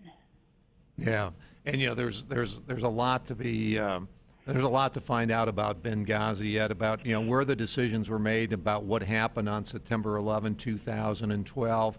Why they had a huge CIA annex there, what types of things were going on. I think there are a tremendous number of press reports out there that indicate that the CIA and the State Department knew that there were a lot of radical elements around Benghazi, including key al-Qaeda operatives and leaders, and that traveling around Benghazi on September 11 was just a bad idea. And our government knew it, and notwithstanding that, they lowered the security. And then got upset with a person. Another reason the State Department got upset with Greg was because he took Jason Chaffetz around and showed him the problems with security when Chaffetz came out after the attack to look around the embassy. Yeah, because I did enough Codels in my time on the Intelligence Committee. The one thing that they want to do when you're on a Codel is they want to make sure they keep you very busy with the people that they know and they control. And it sounds like what Greg did is exactly what a member of Congress wants to have on a Codel is take me to the people that can actually tell me the story. And that's what Greg did with Chaffetz when he came to Libya. Well, did you ever have this happen? Did you ever have a minder there from the State Department, meaning somebody who was there to make sure that Greg and the member of Congress were never alone? Never alone. The minder stepped in and made sure. The minder was always there to make sure that, you know, the State Department didn't miss anything that they would have to follow up on. Well, they wouldn't let Greg meet alone with the member of Congress. Yeah, no, Greg absolutely. He's never had that happen ever in his whole career. Yeah, well, you know, I'm hoping that you get the good news for Greg. I hope that it sends a powerful signal because I think there's still 29 other people that were in Benghazi that have never been talked to by members of Congress, the committees that are investigating that or anything else. And you know what, Pete? Some of the people up there on the Hill are going to have to get a little more cojones. The Senate just today confirmed Victoria Nuland by a voice vote. Yep. No, you're exactly right. Victoria, thanks for being with us. Thanks for all the work that you've done for the whistleblowers in the CIA. They very much appreciate it. Coming up next, we're going to talk a little bit more about Benghazi. We're going to be talking with Congressman Frank Wolf, who's trying to make sure that we get to the bottom of this issue. I'm Pete Hoekstra. I'm filling in for Steve Malzberg on Newsmax TV and radio. More after this. Thank you. The Steve Malzberg Show.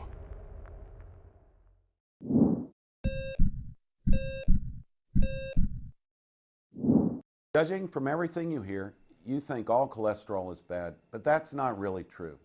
You need a certain amount of cholesterol to maintain good health. The problem is that too much cholesterol in your blood contributes to a plaque, a fatty substance that narrows the coronary arteries that feed blood flow to your heart. Picture your coronary arteries as a 4-lane highway. If one lane becomes blocked, traffic still flows well. 2 lanes, no major problem.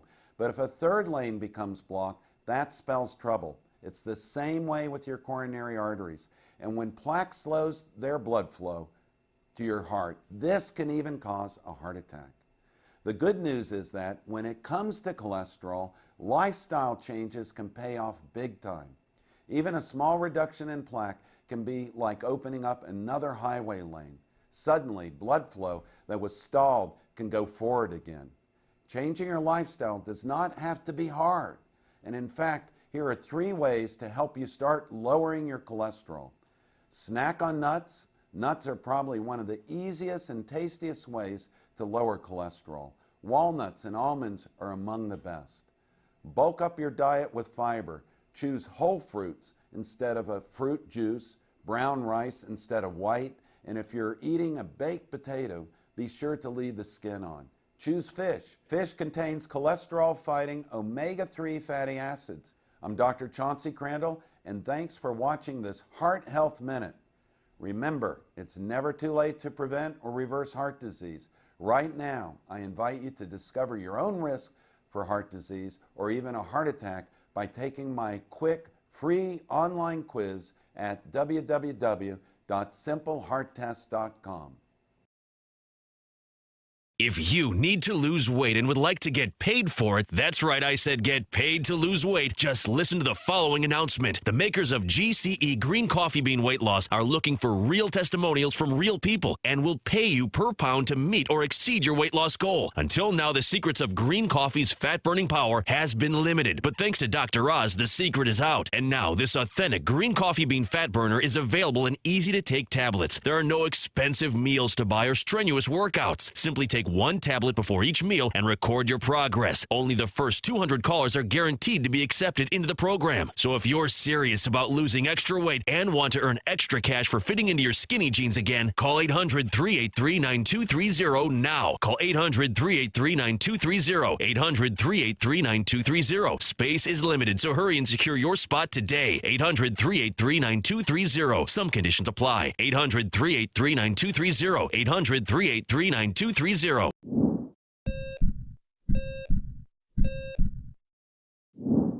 We're in the midst of an obesity epidemic, and I'm not surprised. The statistics on obesity mirror an increasing trend of eating out or ordering in. In fact, some people dine out every night, but eating in restaurants is one of the biggest enemies of your heart. When you're in a restaurant, you don't really know what you're getting, and the calorie counts of many restaurant dishes are astronomical. In fact, some single dishes contain more calories than we should eat in an entire day. Eating in fast food restaurants is even worse. A diet of hamburgers, French fries, and shakes constitutes a fast lane to the emergency room. If you really want to help your heart, get in the habit of cooking simple meals at home. Here are 3 easy tips that will make your food taste better than even the best restaurant. Choose the best fruit in season. Your local farmer's market is a great place to start. It will probably still cost less than that pie you were thinking of buying. Get in the habit of using fresh herbs. You can use them in egg white omelets or dust them on the fish you grill or bake. And for a light dessert, choose a square or 2 of dark chocolate that you and your spouse can enjoy. There are lots of ways to make your heart healthy, but there are also lots of ways to damage it. That's why I wrote Fix It, Dr. Crandall's 90-day program. In it, I'll tell you how to kickstart your metabolism every day, how to pick the best diet for you, how to stop hunger from sabotaging your diet, the 7 superfoods for your heart. I'm Dr. Chauncey Crandall, and thanks for watching this Heart Health Minute.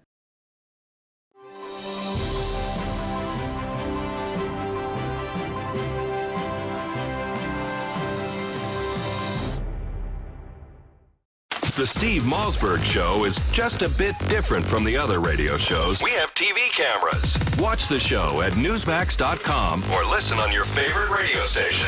Here's Steve Malzberg. Thanks for being part of the Steve Malzberg Show. I'm Pete Hoekstra. Want to hear from you. To make sure you get on board by calling 1-855-777-9660. Again, we want your participation. Join in by calling 855-777-9660. I'm now joined by a great friend, a former colleague in the House of Representatives, Congressman Frank Wolf from the 10th District of Virginia. Frank, thanks for coming on the show.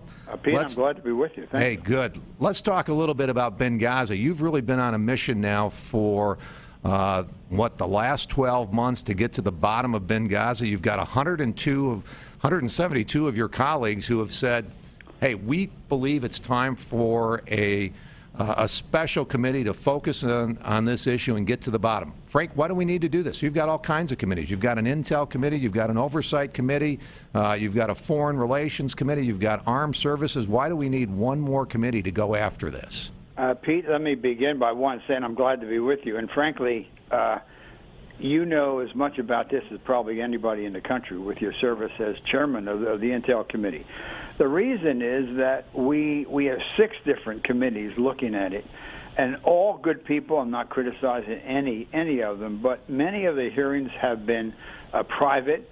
The few that have been public, when the witness is coming, the member of Congress only has 5 minutes to ask the question, and sometimes they take 2 minutes to ask the question, and then the witness sees that the clock is running out, and at the end of 5 minutes they pull them and they go to the next person. I think you need a select committee similar to what we did in Iran-Contra, what we've done in Watergate and others, whereby you have the chairman or ranking member or their designee from the Intel committee from the Armed Services Committee, because obviously the Armed Services have been involved, from the Judiciary Committee, because the FBI is the lead agency doing the investigation, from Homeland Security, from Government Operations, because certainly, Pete, we all appreciate that Daryl's done a good job as best he can, staying in his own lane. And lastly, we need Foreign Affairs, because it was a consulate in the State Department. If you saw the Fox piece on Monday, Secretary Clinton has been involved in this. She sent the gentleman out,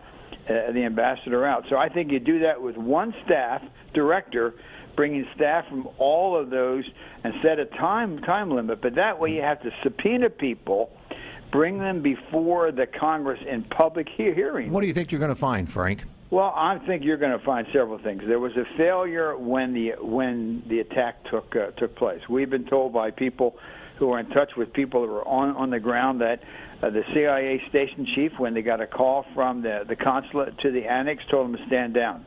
They got another call, they were told to stand down again. On the third call, they said, we're going to go, and they went. They believe, had they gone initially at the first call, they probably could have saved the ambassador. We're also going to find out who gave that order. We're going to find out why did the military not send a team in for a rescue. You had operations in Turkey, you had them in Italy, you had the group up in Croatia, you had some of our allies in the region. General Carter Ham, who I've been disappointed in, he had a good career in the military. He was head of AFRICOM. He was in the command center the whole night. He said when he testified, very little. It was all closed doors. Nobody knows what he said. And then he goes out to Aspen, Colorado at an event where it's $1,200 a ticket, and he says, I didn't send the team because I thought, well, it was probably over. I was going to be faced with a hostage situation. Well, a hostage, the attack on the annex hadn't even begun, and if you recall, Pete, the hostage situation in Iran went on for 400 days, and the quicker that you respond to it. And so you've had whistleblowers coming to you. Isn't that right? We've had whistleblowers. I spoke last Tuesday to a person who was on the scene, who was there at the time of the attack, and we're getting a lot of calls. As you know, the agency is in my district. Yep. We're getting calls that people are asked to sign additional non-disclosure agreements. They call it NDAs. We're being told that people are being polygraphed again, usually. It's once every 5 years, a background check, and I'm hearing the same thing, that it's happening every 30 days, that some of these folks who may have information they want to share are being polygraphed every 30 days to see if they've talked to anybody. That's exactly right, and that's just, and people live in fear, Pete. If you're 55 years old, have 3 kids in college, own a house in McLean or up in Maryland, you're not going to risk your career. They have seen how Ray Hicks was treated. I mean, yeah. Ray Hicks' career at the State Department is over. Yeah. And they want to be subpoenaed. They want to be brought in. And, you know, we lost 4 people. 4 people. We also had 2 severely wounded. One, Ubin, is still out at Walter Reed now. He's been up for a year. Yeah. And the injuries are very, very severe. With another severely wounded, and others. And the contrast is Hillary Clinton is now making a couple $100,000 a speech. Not a year, but a speech. Yeah, but you know, we may have our comments about Hillary and all of those types of things, but you're really doing this for the families, for those whistleblowers who are coming to you, who really believe the story's not being told, and that the American people need to know what happened, who made what decisions. Lots of questions about why do we have a huge a huge CIA annex in Benghazi? What were they doing? Arms shipments to Syria. There's lots of questions out there. And I'll tell you, I give you a lot of credit. You've been going after this and getting to 172 co-sponsors. Pete, we actually picked up 2 more yesterday. We're Congratulations. At 174. We're at 174, and you saw Attorney General Mukasey, who was the judge in the first World Trade Center bombing, with the blind shake. He sent a letter with a number of generals and admirals yesterday asking Speaker Boehner to set up the select committee, and then we had another group, Special Ops, the day before put out a report, and then Judicial Watch did a very good Frank, piece. what do you need to do to get over the top? What do you need to get to 218, at least in the House, to get this special committee going? Well, I need, some more Republican members. There are some, and of course you served in the House, and there are some that are just reluctant to, To buck the Speaker? Right. You said it better. Buck the Speaker and buck the chairman. That's right. It's always hard. That's it exactly. And I, Mr. Boehner ought to now see. He has told me that when we reach a threshold, and now we're at a year, and you got the point better than anyone, Pete. The families. Ty Woods' dad's been by to see me. Ty Woods' wife's been by to see me. Doherty's family's been by to see me. Pat Smith, the wife of Sean Smith, has been by to see me. They don't have any answers. Yeah, and it all started out. I actually went to Israel shortly after the 9/11 attack in Benghazi, and I met with folks who were in Egypt earlier on that day on September 11 in 2012, and they said, and they were asked the question, why were there the riots in Egypt? And the State Department line and the administration line has been, the riots moved across northern Africa, and it was all about this video about Islam. And I talked to the people who were in the riots in Egypt, and someone asked one of the key Al-Qaeda leaders and said, why are all the protesters out here? And, is it about the video? And the guy looked at it, and I think this is on tape. And the answer was, what video? There was no video. It was September 11. And that became the narrative of this administration. I think that's what raised a lot of, questions with a lot of people in terms of exactly what are people hiding, what happened there, what happened before, what was maybe going to happen in the future, that raised that raised the administration's concerns, that said we need to bury this. And you've been working hard to get this whole thing uncovered.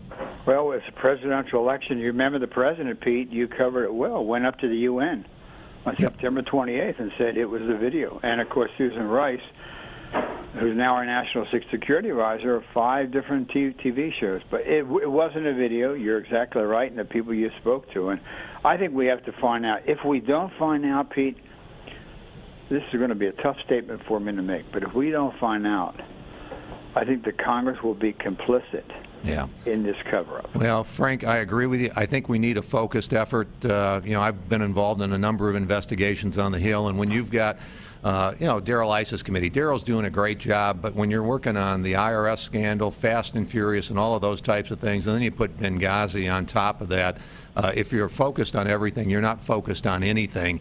Now's really the time to focus on Benghazi. I'll tell you, I wish you all the success in the world. I look forward to seeing how I can help you make that happen. Frank, thanks for being with us today. Hey, Pete. Thanks, Pete. God bless you. Bye now. Thank you. Bye. This is Congressman Pete Hoekstra and Congressman Wolf. Thank you for joining me. Coming up in the next hour, we're going to be talking to Pat Buchanan about Russian President Vladimir Putin. Was Putin's op-ed on American exceptionalism on the money? Stay tuned. I bet Pat will give you an answer. I'm Pete Hoekstra, filling in for Steve Malzberg on the Steve Malzberg Show. More after this. The Steve Malzberg Show. Bad credit card debt happens to good people. Credit card companies lure you in with low introductory rates or low minimum payments, and before you know it, you owe thousands of dollars in credit card debt. It has happened to millions of good people just like you. But here's the good news. Thanks to a powerful program now approved, anyone with $2,000 or more in credit card debt can cut their credit card payments up to half and even reduce or eliminate interest charges altogether. That's right. Our nationwide nonprofit program is helping U.S. residents cut their credit card payments. Call 800-613-3159 now. The call and information are free. We've helped over 500,000 people with their credit card debt, and now we can help you. Call 800-613-3159 to see how this powerful nonprofit program can work for you. Bad credit card debt happens to good people. Get free of credit card debt today. Call 800-613-3159. That's 800-613-3159. Again, 800-613-3159.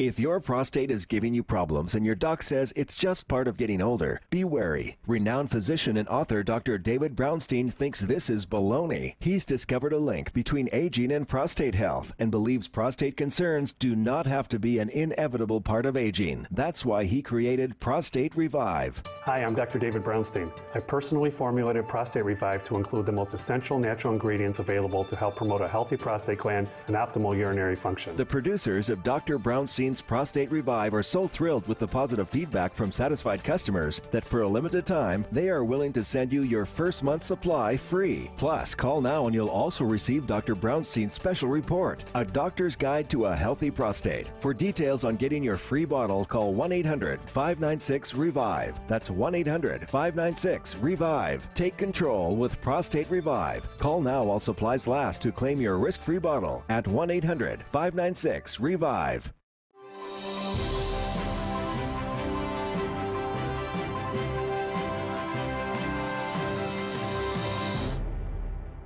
Hello and welcome to your Newsmax Now update. I'm John Bachman. In Geneva, talks to place Syria's chemical weapons under international control continue today after somewhat of a rocky start. They opened with some tough words and a pledge from Syria that was rejected by the U.S. Both John Kerry, Secretary of State, and Russia's Foreign Minister, Sergei Lavrov, said they hope to work out a deal to avoid military action. But Kerry made it clear that he wants immediate action on Syria's part and that he will not allow these talks to be used solely as a stalling tactic. It has to be real. It has to be comprehensive. It has to be verifiable. It has to be credible.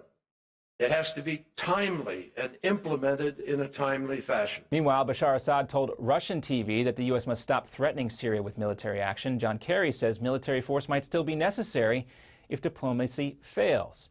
And this video here was obtained from a social media site today. It purports to show rebel fighters in Syria repelling advancing government forces near Damascus. This proves that while these peace talks continue in Geneva, the death toll and fighting continues to escalate in Syria. And in Afghanistan, Taliban militants tried to bomb a U.S. consulate. The attack triggered a firefight with Afghan troops and U.S. troops as well. The Sunrise attack left at least 2 Afghans dead and more than a dozen wounded. No U.S. forces were hurt. Taliban insurgents drove a truck to the gate of the consulate and began attacking the guards. The U.S. State Department says that truck later exploded, blowing the gate apart. This Afghan army commander says he's not sure how many insurgents were involved in the attack, but U.S. Special Forces were able to secure the compound before any enemy combatants reached the interior. Another truck bomb in eastern Afghanistan injured at least 7 people today.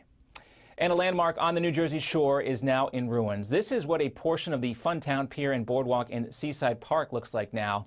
It was destroyed by a fire that started in an ice cream shop on Thursday. The flames quickly spread to about 24 other buildings thanks to strong winds. Arson investigators have been looking into a cause, but earlier today, Governor Chris Christie urged caution about jumping to conclusions. I know there are a lot of questions about how this fire started. We don't know yet, and it would be irresponsible for any of us to speculate. Seaside Park officials, are already looking to move past this latest disaster. They've started laying out a budget and making plans to rebuild the boardwalk. And Twitter says it's getting ready to go public. The microblogging site filed confidential papers with the federal government ahead of a planned IPO. The announcement, of course, came on a tweet Thursday. Twitter has been valued by private investors at more than $10 billion. And when we come back, that deadly flooding continues in Colorado. See the daring rescues needed and when people might actually get some relief from all this rain out there. Plus a Newsmax exclusive with the U.S. still leaving the military option on the table. We talk with Senator Rand Paul about why the Obama administration should focus solely on the diplomatic solution. Next. 3 a.m. and you're up again for the 3rd time. It's not just affecting your sleep, it's interrupting your daily life. Frequent trips to the bathroom due to an aging prostate is a common concern, but you can now do something about it with Prostate Revive. Doctor-formulated Prostate Revive is an all-natural dietary supplement packed with 15 powerful ingredients, focused on improving prostate health by targeting the 2 main sources of prostate concerns, rogue testosterone and inflammation. And now, in this limited-time radio offer, you can try Prostate Revive absolutely absolutely free. That's a free bottle, a 30-day supply of Prostate Revive, risk-free. Plus, if you call right now, you'll also receive our free report, A Doctor's Guide to a Healthy Prostate. Call now for details on getting your free bottle, plus our doctor's report. Call 1-800-659-REVIVE. That's 1-800-659-REVIVE. Don't be a victim of an aging prostate. Start getting the sleep you need and get your life back with Prostate Revive. Claim your risk-free bottle now at 1-800-659-REVIVE. According to the FBI Uniform Crime Report, there are over 5,000 robberies every day. Your home could be at risk of being burglarized. Don't put your loved ones and valuables in jeopardy. For just over $1 per day, your home can be protected from break-ins, fire, and more. Get the latest home security technology from Protect Your Home, your ADT authorized dealer. Over 6 million households sleep better at night with ADT monitored home security. What's more, Protect Your Home is offering you their latest equipment, an $850 value, absolutely free for qualified customers. Protect your loved ones and home today. Call now for licenses and to find out more. The call is free, 1-800-949-8201. That's 1-800-949-8201. Again, 1-800-949-8201. $99 installation charge, 36-month monitoring agreement at $36.99 per month. Payment by credit card or electronic bank account charge. For new homeowner customers with satisfactory credit history only. Local permit fees may be required. Certain restrictions apply. Cannot be combined with any other offer. And welcome back. Severe flooding has now killed at least 3 people in Colorado. As much as 8 inches of rain fell Thursday in areas around Denver. Rivers and streams are overflowing. Mudslides are happening as well, washing out roads. Rescue crews had to use a boat to save a driver whose car flipped over after a culvert gave out. The governor has declared a disaster, and President Obama has authorized FEMA to provide assistance. And a military strike is still an option in Syria, says the White House. Secretary of State John Kerry made that clear as well. But if these talks do fail, what would a military strike mean for Syria's chemical weapons? We asked that question to Senator Rand Paul in this Newsmax exclusive. I think if we destabilize Assad through a bombing campaign, that the chemical weapons could, in all likelihood, get under the control of al-Qaeda, al-Nusra, or extreme elements. And thanks for watching this Newsmax Now update. I'm John Bachman. Remember, for more of your exclusive interviews and content, stay with Newsmax.com. Take care. Are you ready? 5, 4, 3, 2, 1. Broadcasting live from the Newsmax studios, this is the Steve Malzberg Show. Be a part of the action by calling 855-777-9660. That's 855-777-9660. Or email Steve at malzbergshow@newsmax.com. Here is Steve Malzberg. Hi, I'm not Steve Malzberg. I'm Pete Hoekstra. I'm filling in for Steve today. It's good to be with you. We want to hear from you. You can still call to get on the air. Call 855-777-9660. And we're going to go to a couple of those calls right now. But just before we do that, we want to make sure that the folks in Colorado know that our thoughts and our prayers are with them as they're going through the natural disasters that they're experiencing right now. And also in breaking news. It's going to be very, very interesting to see what comes out of the meeting at the White House that started at 3:30, where the union leaders went in to meet with the president, and they're asking for a pass on Obamacare. They've been fighting for this thing through, 3 elections, and now they want to pass. It's going to be very interesting to hear what the president and the union leaders say as Obamacare takes effect for the rest of America. The question is, hey, are the union leaders and the union members going to get a pass on a bill that they fought for? But now, let's go on to your calls. Diane from Florida, you're on the air. Thanks for joining us. Hello, Congressman. I wanted to tell you I've been enjoying the show. I held on for an hour because I had a question that I've been longing for days to ask to someone astute, someone about Syria, and it might embarrass me when I get the answer. But I want to just say first, I had no idea that you were going to have Congressman West on.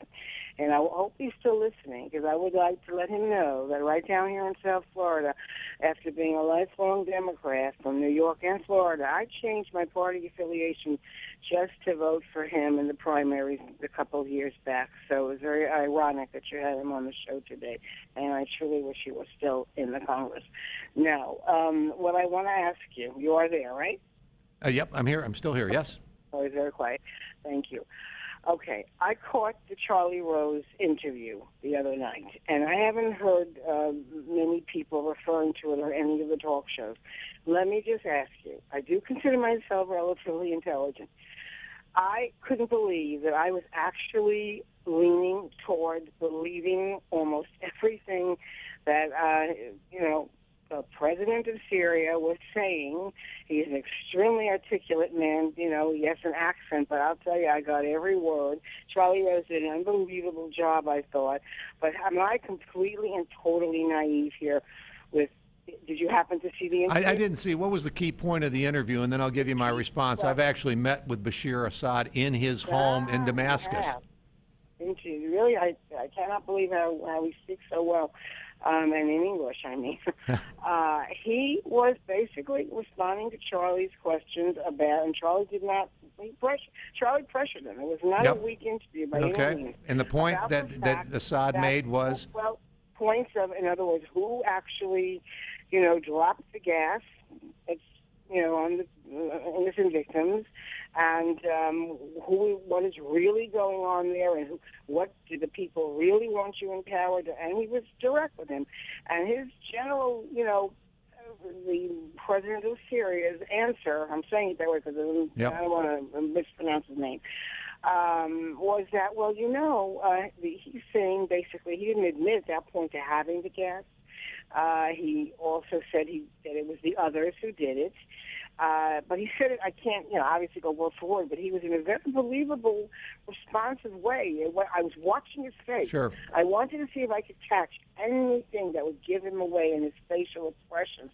And he also said, if the people didn't want me, essentially paraphrasing him, if the people didn't want me, I wouldn't be here. Yeah. Yes, we have people protesting, but it's not all the people, et cetera, et cetera, et cetera. Yeah. I don't know. I started to believe him. Well, he is very articulate. I saw him early on in his presidency when he succeeded his father. At that point, at that point in time, there were those that would have believed the analysis that came from former Secretary of State Hillary Clinton when she said Bashir Assad is the face of reform in Syria. I can tell you, in my dealings with Syria and the work that I did on the Intelligence Committee, that couldn't be further from the truth. While there was hope for him when he first moved into that office, it never has materialized. He is as ruthless as his father. I think that the evidence is probably overwhelming that on August 21, it was his forces that gassed those folks and probably killed over 1,000 to 1,400 people. But I don't think it's fair to say that maybe at some time the rebels may not also have used chemical weapons during that period of time, or roughly that period of time. I wouldn't put it aside that you could say that, and it's only been Bashir Assad that has used chemical weapons. I believe it's very, very possible that both sides have used them. They've used them to try to win in the court of public opinion and blaming the other side. But I believe, especially now after over 100,000 Syrians have been estimated to have been killed, this guy is as ruthless as his father. He watched his father put down a rebellion. He has seen what has happened to Mubarak and Gaddafi when they showed some weakness and vulnerability. He's not going to let the same thing happen to him if he can help it. He will be ruthless and do everything that he can to make sure that he puts down this rebellion. And, for those that oppose him, there is hell to pay. Well, I guess you're the person I needed to hear it from, and my naivete is gone. Thank you very much. Hey, great. Thank you. Thanks for calling. The best for everyone. Thank you. Yep. Do we have another caller or not? Okay, Tony, you're on the line. Hi, Hello? Tony. Yep. Hi, Tony. Hi, how are you? Mr. Huckster, I have a question. Just a couple days after the initial report on the Benghazi incident, I heard a report that this guy, his name was Bruce something, he was a former analyst for the CIA, and he said that he had heard that there were representatives from the Ministry of Defense of Turkey that were there they were staging weapons to actually help the rebels, and this was during that time when we were actually, it was like a year before it came out in the New York Times, Yep, I think, Tony, I think, I'm not sure how much time we've got left here, but I want to answer your question because I think it's a very key question. There have been press reports and other reports indicating that the reason that Chris Stevens was in Benghazi was to meet with officials from the Turkish government. There have also been press reports that have been, well, again, they believe that they've been verified, otherwise they wouldn't have put them on the air. But at that same time that the CIA was collecting arms in Syria, That's the shoulder-fire missiles. Yeah, the man pads, that they were collecting those, getting them out of the hands of the terrorists, but that at the same time they were shipping some of those weapons and materials into Syria to the rebels through both Jordan and through Turkey. Well, that would be a reason for not wanting to make it public, for us dealing with them and trying to get stuff back. I can understand that, but yep. That doesn't justify anything. This is okay, thank you. Yep, thank you. Any other calls? All right. And I think that gives you a little bit of perspective. A lot of folks are interested in what is going on in Syria and Benghazi. We've had a number of guests on today who have talked about that. We're going to go back in this hour. We're still going to be talking about one issue that I think is very, very important. That's cybersecurity. The massive amount of data that is available now, not only to the government, but through public organizations that we ought to be concerned about. And the thing is that data, and I got a briefing on the NSA program about 2 weeks after I became chairman of the Intelligence Committee. I was invited over to the White House. I walked in, the vice president is there, Michael Hayden is there, and they lay out the entire NSA program for me, and it's kind of like, wow, you can do this. And they made it very, very clear they weren't targeting Americans, but they were using this information to identify the location and potential targeting of terrorists overseas.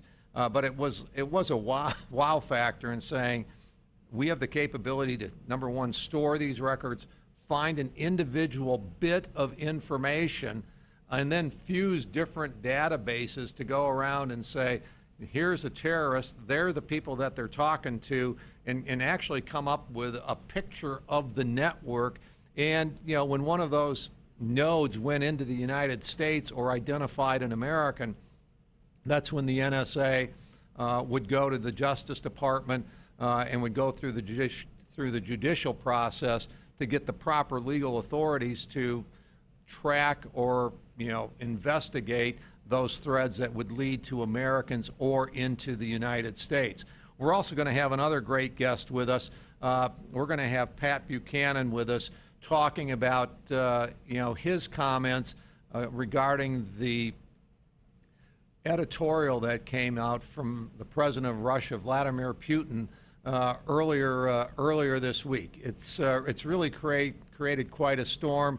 Press reports indicated that Senator John McCain is going to write a forceful response, and that this forceful response, hopefully he can get placed in a Russian newspaper. As we were talking about it, as that report came out, the difference is Putin got his op-ed into the New York Times, so it will not only have national but international exposure. If John McCain gets his published in a Russian newspaper, maybe it'll be covered in 39 newspapers that, when they're placed on the street, will be immediately removed, and the people of Russia won't be able to read it. But coming up next, I'll be joined by Brian Finch, a partner in Dick Steen Shapiro's Washington, D.C. office. He's head of the firm's global security practice. He'll be here to discuss cyber threats right here on the Steve Malzberg Show on Newsmax TV and radio. I'm Pete Hoekstra. More after this. The Steve Malzberg Show. Hi, this is Dick Morris. Obamacare is taking full effect this year with over 15,000 pages of regulations. You need to know how this law affects you. That's why you should get your copy of Obamacare's Survival Guide. It's easy to read and the best guide to the new law. Even if you're currently insured or a senior on Medicare or a business owner, a medical professional, or really any citizen, you need the Obamacare Survival Guide. In it, you'll find about hidden taxes, fees, and fines, including a 40% tax on some health plans. I warned you about Obamacare. It's rationing, Medicare cuts, and will trigger doctor shortages. Now the Obamacare Survival Guide gives you the simple steps to protect your family. So get the Obamacare Survival Guide at bookstores everywhere. It's already a #1 Amazon bestseller. Or get our special $4.95 offer and save $15 today by going to Obamacare911.com. Obamacare911.com. That's Obamacare911.com. Attention hip implant patients. Are you in constant pain? Have you received a letter from your doctor about your implant? Have you had or need a revision surgery? Do you have high levels of metal, chromium, or cobalt in your blood?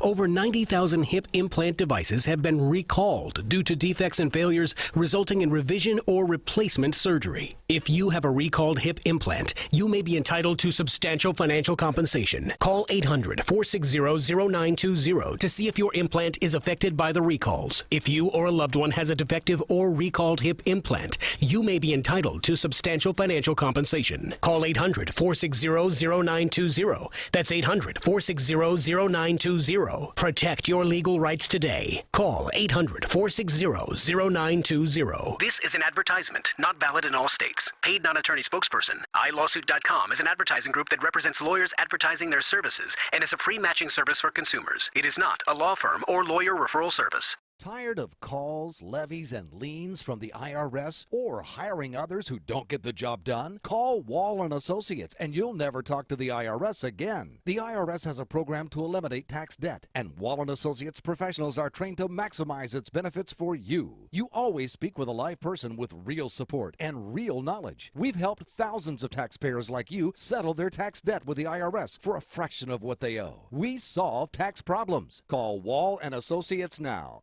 800-574-6029. We have the professionals who know how to solve tax problems. If you owe money to the IRS, your tax problems are not going away by themselves, and the passage of time will only make matters worse. Act now, before it's too late. Call Wall & Associates right now to speak to a professional tax relief agent. Call 800-574-6029. That's 800-574-6029. Again, 800-574-6029. Here's today's silver shortage update from Lear Capital. Reports keep coming, the shortage is growing. Twice already this year, the U.S. Mint has run out. Last time this happened, the silver price jumped 40%. It's time to take advantage with this special offer from Lear Capital. For a limited time, buy 20 new silver polar bear coins and get one free. The only 1.5 ounce coin on the market. It's minted with the finest silver, carries a government guarantee, and is eligible for IRAs. The silver polar bear is available exclusively from Lear Capital. But don't wait. Silver supplies are shrinking and availability is not guaranteed. This offer is limited to a minimum purchase of $5,000. Call right now. 800-634-0482. 800-634-0482. Call Lear Capital now. 800-634-0482.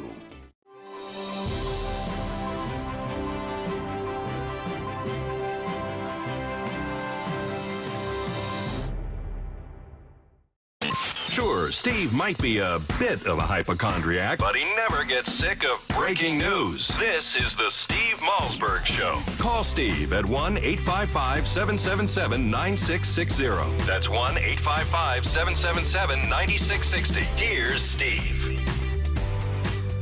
Hi, this is Pete Hoekstra sitting in for Steve today. We're now joined by Brian French. Brian's a good friend of mine, a co-worker. He's head of the global security practice at Dickstein Shapiro. Brian, welcome. Thank you, Pete. Hey, Mike Rogers, chairman of the House Intel Committee, I think earlier this week, again, raised the flag and said, you know, we've got to be concerned about the threat of terror attacks. You know, give our listeners a little bit of a feel for, you're the expert on cyber. What could a cyber attack look like to the average guy and the average man or woman on the street? Well, there's a whole different variety of potential cyber attacks that are out there. You have the spectrum running from crashing a website under what they call a denial of service attack, which we've already experienced on a number of occasions, if you might recall, over the last year or so, people have had trouble logging into their bank accounts. I think somebody online. actually in the last week, that group went out and they tried to take down some of the servers and that in Syria. There you go. So these things continue, and those technically are cyber attacks, and they cost businesses money, but they're on the lower end of the scale in terms of effectiveness. And then you could progress to the stealing of information, which could be harmful. It could be passwords to gain access Social security numbers. Yeah, Social Security numbers, but also important corporate or even government information. I mean, intellectual property. Intellectual property, et cetera, but also even if Edward Snowden had broken into a computer and stolen all the information about what the NSA is doing, that could be an example of a cyber attack. And then the most disruptive, which people are very concerned about, although there's probably a less likelihood of this occurring, it would be the disruptive or the destructive attacks that would occur when an enemy goes after a utility or other piece of critical infrastructure in the United States and disrupts operations so that the power goes out, the lights go out, the water doesn't flow, that type of thing. They interfere with traffic systems, et cetera. And even potentially they could destroy data or even give false commands to systems so that generators overload or that type of thing where there's actual physical destruction. Yeah, it's interesting. We've in the 2.5 hours we've been on the air today, we've talked a lot about Syria. We've talked about Benghazi and those types of things. But, Iran would have the capability that if the Middle East actually escalated into a higher degree of violence and those types of things, we'd be vulnerable to the third kind of attack potentially from Iran or for Russia, correct? That's correct. And, it's very interesting, Mr. Chairman, because if you think about it, we're really at a precipice of a major turn and a major shift in global security politics. For decades, since the end of World War II, and even before then, functionally, if we attacked a smaller nation, a non-superpower, like you did with Grenada, or we launched an invasion of the Dominican Republic sending troops, or bombing Libya in 1986, going after Gulf tankers, or Iranian supplies in 1988 and through the 90s in our bombing of Iraq, we never really feared retribution or reprisal attacks. We could fear potentially terrorist attacks sometime down the road, but that would take a lot of effort and could easily be interdicted. Now with this Syrian situation, this is really the first time in centuries, really, that the United States faces the possibility of a direct, immediate reprisal to the homeland should they take offensive military action. And it'd be very, very difficult to identify exactly where it would come from. That's exactly right. There are a tremendous number of ways to disguise where these attacks originate from. They could be sitting time bombs that someone just needs to activate in order to disrupt operations or destroy physical infrastructure, that type of thing. Either case, regardless if Iran or the Russia or the Syrians get on television and say, we did this, we have the ability to strike at you, it doesn't change the fact that we are vulnerable at this point, and there's no two ways about it. That we're no longer in a world where we can exercise our military power or standoff power through aircraft carriers, cruise missiles, long-range bombers, drones, etc., without fear of reprisal. Yeah, and I think what we're really saying is to individuals and especially to business people, developing a strategy for cyber protection. Both to protect data, to respond to it, and be prepared for it, both from a liability standpoint and all of these other things. Businesses have to think about this. They've got to be prepared for it. It's going to happen one of these days. Hopefully it'll be limited, and hopefully we can anticipate and stop it. Hey, Brian, thanks for joining us today. Absolutely, it's my pleasure. All right, thanks, Brian. And, we're going to, coming up next, we're going to be speaking to Pat Buchanan, taking your calls at 855-777-9660. Pete Hoekstra filling in for Steve Malzberg. More to come. The Steve Malzberg Show. Are payday loans ruining your life? If you have 2 or more payday loan cash advances, listen closely. You may be eligible for a program that payday loan companies don't want you to know about. This program will get payday loan companies out of your bank account and put an end to the payday loan nightmare. Call for free information and find out if Payday Loan Support Center is right for you. Payday loan companies usually trap you into paying rates as high as 700%. We understand payday lenders' tactics. Don't let them take advantage of you anymore. All you need is 2 or more payday loans to qualify. We can help even if you're behind in collections or have bad credit. Internet payday loans qualify for this program as well. So call 800-250-5084. That's 800-250-5084. The call is free and the consultation is free. Don't miss out. Call for your free information on payday loan relief. 800-250-5084. That's 800-250-5084. Again, 800-250-5084. Newsmax Magazine is proud to present a special tribute to our 40th president, Ronald Reagan. It's a very special documentary and commemorative issue of Newsmax Magazine celebrating the centennial of President Reagan's birth. First, here's a video clip from the award-winning documentary, Rendezvous with Destiny. We're in the midst of a springtime of hope for America. You ain't seen nothing yet. Impulses of an evil empire. Tear down this wall. I believe that together we can keep this rendezvous with destiny. In the next several minutes, you will learn things about President Ronald Reagan that you've never seen, heard, or read before. Welcome to today's special Newsmax event celebrating the life and legacy of President Reagan. During this historic presentation, we will commemorate President Reagan's storied life. We'll revisit his 2 terms in office and recollect his proudest achievements and greatest challenges. Ronald Reagan's life reads like a fairy tale of success stories. He was an accomplished athlete, an honored veteran, a famous actor, the governor of California, and of course, our nation's 40th president. He called himself a citizen politician and only entered politics when he warned government was gaining too much power. By then he was age 54, with a successful career behind him. Twice elected President of the United States, Ronald Wilson Reagan was a contradiction to some. Once a Democrat, then a Republican. A champion of smaller government whose own government grew. A fiscal conservative who failed to balance the budget. His critics mistook his affability for weakness, but behind the smile and the charm existed an extraordinary leader with unique skills and bold and revolutionary ideas. We only had time to share just a few of the top defining moments in Ronald Reagan's presidency, but you'll get to see them all in Rendezvous with Destiny. By the way, the president's close relationship with the Pope is especially fascinating. You'll also learn how dealing with an alcoholic father helped shape Reagan's ability to negotiate. And if you ever wondered what the leader of the free world likes to get for the holidays, well, you'll find that out as well. So let's review today in this free offer. We are sending you a copy of Ronald Reagan, Rendezvous with Destiny, and the collector's limited edition of our issue commemorating the 100th anniversary of President Reagan's birth. Right now, when you subscribe to Newsmax Magazine, you can own both the DVD and receive the special Reagan 100th Birthday Commemorative Edition. That's $25 in bonus gifts when you subscribe.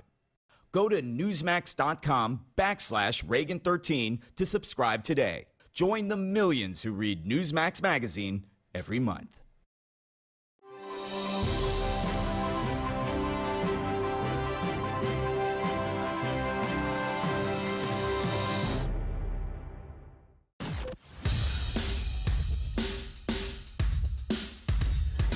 This is not your typical Screamfest talk show. No. This is the next generation of talk radio. Here is Steve Malzberg. Pete Hoekstra sitting in for Steve Malzberg today. It's been good being here. And let me just say a few things. You know, we've talked about Syria, we've talked about Benghazi, we've talked about Egypt, we've talked about America's foreign policy, we've talked about Obamacare, we've talked about the unions right now meeting with the president, trying to get a pass on Obamacare. The bottom line on this is it all makes a difference. Sometimes it's, there goes the spin and all of this, and what difference does it make? The bottom line, it does make a difference, and, we appreciate you listening in. I've got someone pass me an op-ed by Thomas Sowell that he recently wrote. You may remember that during Barack Obama's first year in office, he kept repeating with great apparent, when we did this stimulus plan, I've got all these shovel-ready projects, and we found out that wasn't true. And then let me just quote from this op-ed. Only about a year or so after his big spending programs were approved by Congress, Barack Obama found himself laughing at how closely everything was going on his supposedly shovel-ready projects. They weren't shovel-ready. But, now we wonder how he will laugh when all his golden promises about Obamacare turn out to be false and a medical disaster.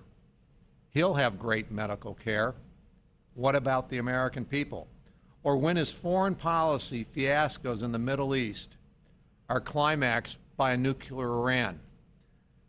You know what's happening in Washington?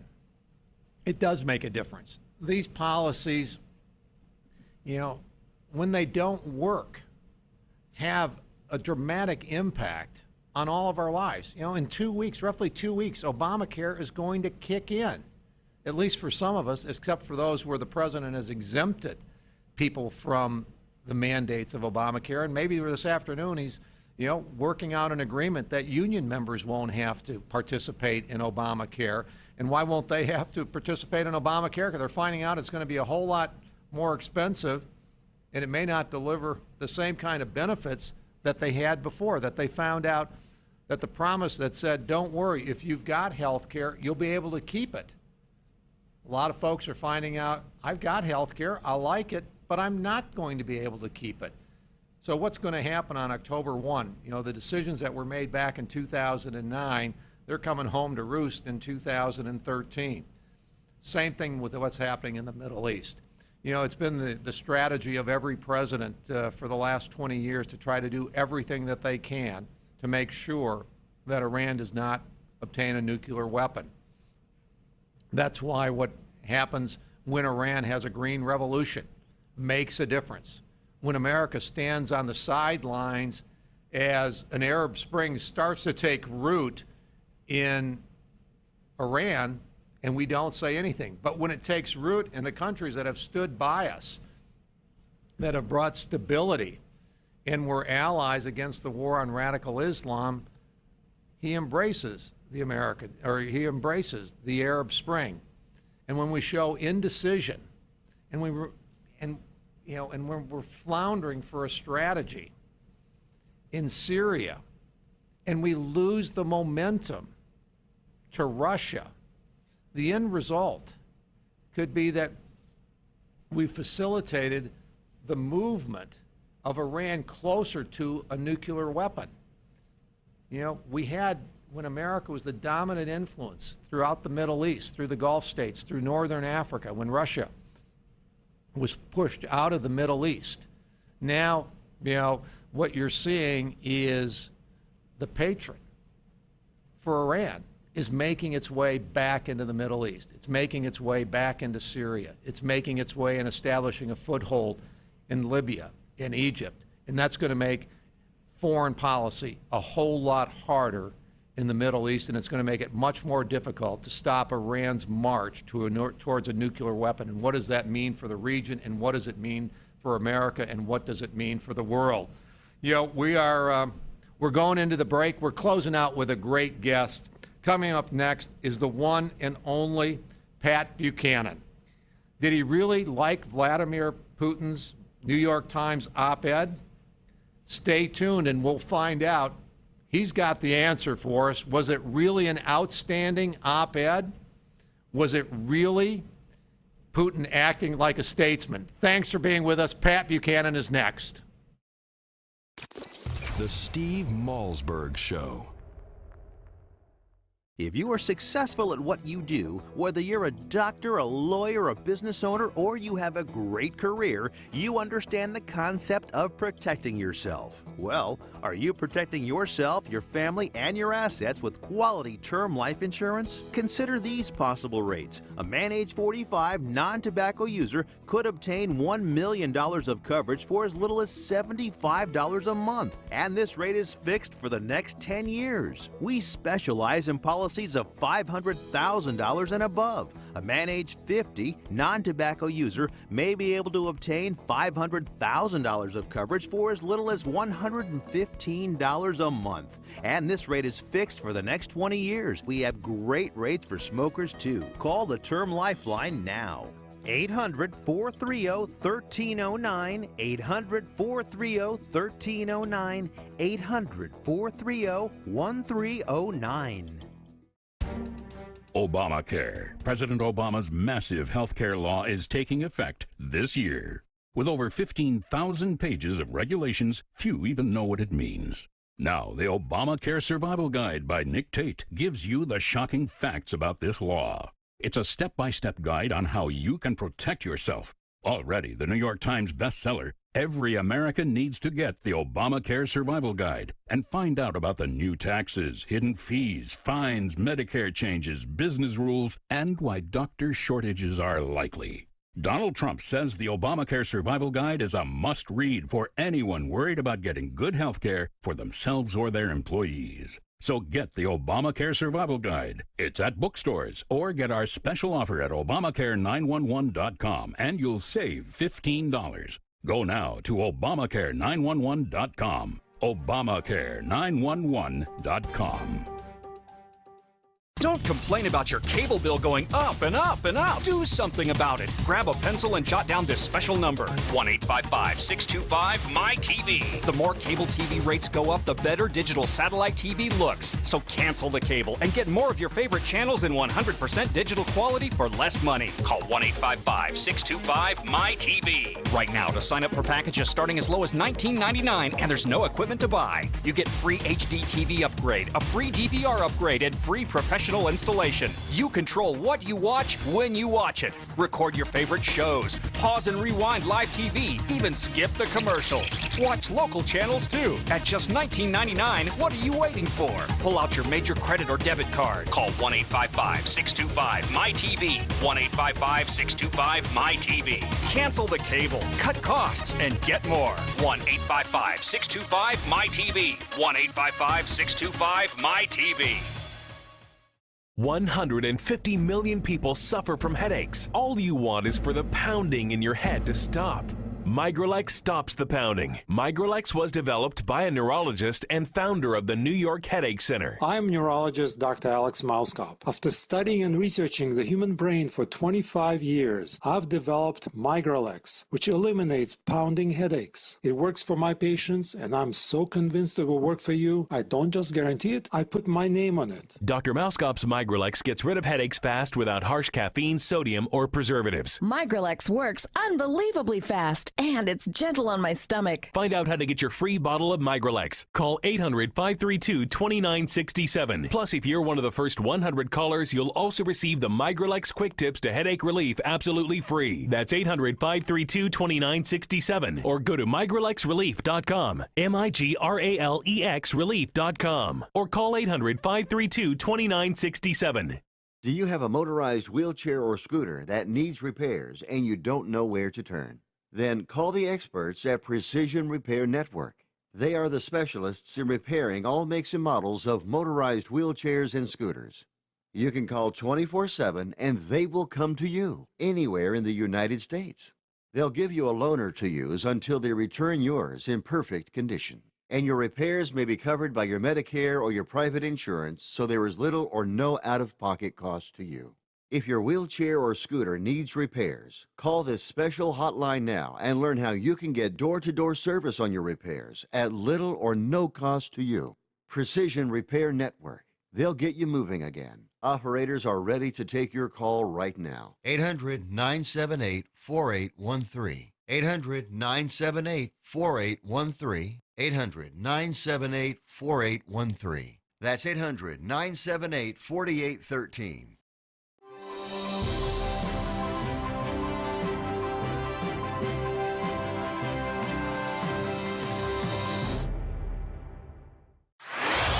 Microphones hot. Satellite link established. Studio lights illuminated. Cameras rolling. Audio and video encoders firing ones and zeros. Internet stream, streaming.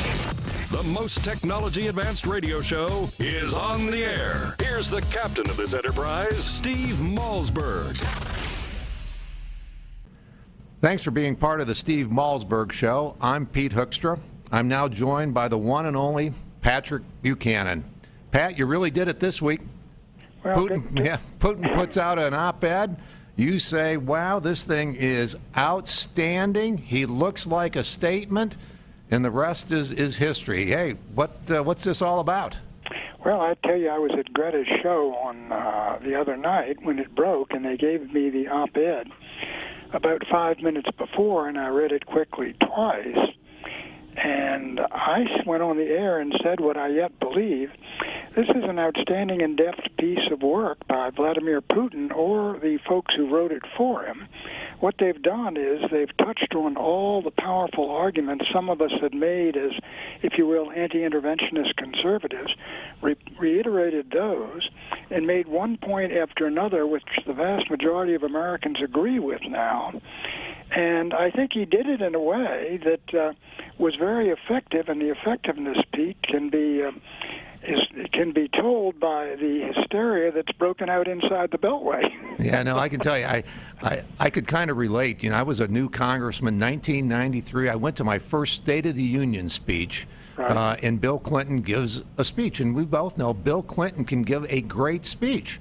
Right. So, you know, I'm in office for a couple of months, and I go in and, you know, I listen to the State of the Union speech. I do all of my radio interviews, and I say, you know, I thought he gave a great speech, delivered a great speech. I didn't say whether I agreed with the content or anything, but boy, when I got home that weekend, wherever I went, pumping gas, going out to eat, people are saying, we ain't ever voting for you again. We can't believe you endorsed Clinton and all that. All I said was technically he gave a great speech, and I think that's what you're saying, that, you know, he and I think this was, as a piece of propaganda, it was outstanding. Yes. But let me also say, and when I use the term statesman, I mean Vladimir Putin has gone up the steps on the upper dive, the 15-foot dive, and brought the kid down who was about to jump.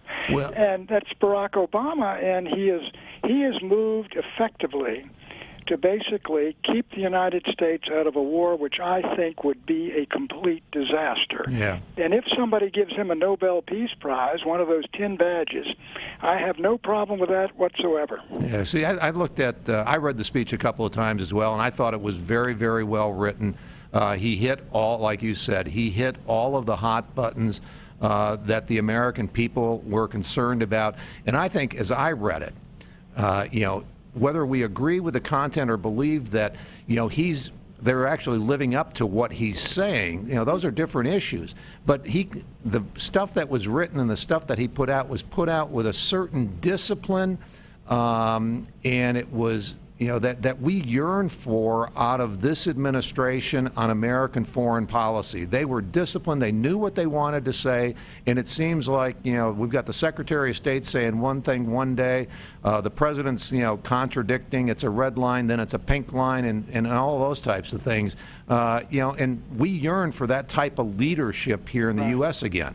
Well, you know, Pete, what I said was on Greta that Putin in this op-ed piece makes a stronger case for America not engaging in strikes on Syria than the president did for the strikes the night before. Much more compelling, conclusive, the arguments against it, the likelihood of this, the terrorists among the rebels, what they could do if they got control of various weapons. We saw what happened in Libya, where those weapons were all scattered and wound up in Mali. And then, of course, he speaks from his perspective, but he's saying, in effect, to the American people, I mean, you look what happened in Iraq and Afghanistan and Libya and these other places. Do you really want to get into another war? And I think most Americans would say, and we're saying about 80% of them, no, the U.S. military doesn't want the war. The American people don't want the war. Most of the Congress don't want the war. So I think that, coupled with the fact that, you know, as Barack Obama called him, you know, the bored kid slouching in the back of the class is now the prize student. Yeah, he didn't. This piece was not done by a bored student. This was done by a well-oiled machine. You know, he puts Russia in a position of saying, hey, we're going to, you know, at least from a perception standpoint, hey, you know, we don't want a nuclear Iran. We want to solve the Israeli-Palestinian problem as much as you do. Right. You know, raising the issue that some here in America have raised that said, hey, there are American fighters over in Syria. When that is done, are they going to come back here and raise havoc in the United States? He's saying it could happen in Russia. Exactly. He doesn't want them in Chechnya. He doesn't want them taking those weapons out of there. We have some interest in conflict with the Russians, but in some cases our interests coincide. Look, he doesn't want to have to respond to an American airstrike by moving in surface-to-air missiles or moving in weaponry into Syria, enlarging and widening the war, increasing the likelihood of a war that drags in Iran and basically totals the global economy. And so I think what he has done also, I mean, he's allowed Barack Obama to say, you know, it's my hard line has brought everybody around here. And he has not, he's letting Barack Obama get away with that. And so I think he's handled it very well. But let me say this, Kerry's got a hellish problem on his hands for this reason. The Russians will slow walk this thing at the UN. Yep. And their Syrian partners playing the bad cop will say, okay, we're going to give the list of all our weaponry, but in return, you know, you got to stop supporting the opposition. If we're going to give up these weapons, you got to stop sending weapons to the opposition. You got to give up these threats that you've got us under, because we don't want to negotiate under threat. You wouldn't, and we don't want to do that. And the Russians will run their separate operations slowly. And, you know, I don't know what John Kerry up there does. I mean, he just sits there, and the threat of force, the Russians can block in the Security Council, and the Republicans will block in the Congress of the United States. So Wyatt Earp down there in the White House doesn't have any guns. I think that's exactly right. He doesn't know exactly where he's going to go. But I mean, when John Kerry threw that statement out a week ago that said, well, you know, if they turn over all their weapons, of course we won't strike. Of course they won't do it. You know, painted us in a box. And I think, again, it was, even though we've got thousands of people working in the State Department, it was not a disciplined message that we were sending to Syria, the Middle East, or Russia when we're talking off the cuff. One other question on what did you think of his statements on American exceptionalism? Well, you know, all of us, I mean, I count myself a patriot. I think this is the greatest country in the world. I think it's divinely inspired. I think we got our sins behind us, but with the things we've accomplished are unbelievable in the history of man. I think we're the first power economically in a lot of other ways. But I do understand what Putin is doing here, because you go out in the world, I mean, take Madeleine Albright, Secretary of State, when she announced, you know, we use force. When we use force, it's because we are the indispensable nation. We see further than others. If you're in a foreign country, in China or something, and you're hearing this exceptionalism constantly thrown in your face as though the Americans have been given some God-given right to decide the composition of governments and states all over the world, I mean, that sense of hubris that we've displayed, I think, has been deeply damaging to us. So I am sure that Putin put that in there deliberately, or he had it put in there deliberately, because he knows it will be enormously well received even by some American allies. Yeah, no, that's exactly right. And then he closes it, of course, by saying, we're all different, but when we ask for the Lord's blessing, we must not forget that God created us equal. It's amazing that is coming from Putin, the president of Russia. But let me say one thing on that people don't know about Putin. He is very proud of the fact, he says it all the time in Russia, that his mother secretly had him baptized as a baby. And lately, because he realizes they have no governing philosophy anymore, communism is dead, and Russia has no governing, he has sought to reestablish the Russian Orthodox Church as basically the former of morality and ethics and culture. He went down to Kiev and celebrated the 1,000th plus anniversary of the conversion of Ukraine and Russia by St. Cyril and Methodist. So I think seeing that, and I've written on that before, I think there's a level of authenticity to that, But secondly, it has probably great appeal to many Americans who see our own culture as pretty depraved. Well, that's an amazing statement, and it's very, very interesting to watch what's going on in Russia. Interesting world, Pete. Yeah, you've also talked, and I think you've just written about the need for Congress to reassert itself into foreign policy. I do believe this. Look, we're in this trouble for one reason. President Obama popped off like some high school kid saying Assad must go and don't cross my red line. The implication is the greatest country on earth is going to war if you do this. He had no authority to do that. And you cannot have him threatening Iran, threatening Syria, threatening anyone, when the Congress of the United States, which alone has the power to take us to war absent an attack upon us, hasn't authorized him. He makes these threats that the Congress has not given him the power to carry out. So that's why I think the Congress has got to say, look, absent an attack on this country or an imminent threat, that the President of the United States has no right to take us into a war of choice. Yeah, that's right. The other thing is we have not had a defining foreign policy as to what our national interests are for getting involved, in the ways that we have in Egypt, Libya, or Syria. And it's time for Congress and the President to actually develop a foreign policy that talks about how we're going to use our limited influence in the world to make sure that we achieve our national interests and make sure that it's understandable to each other and to the American people.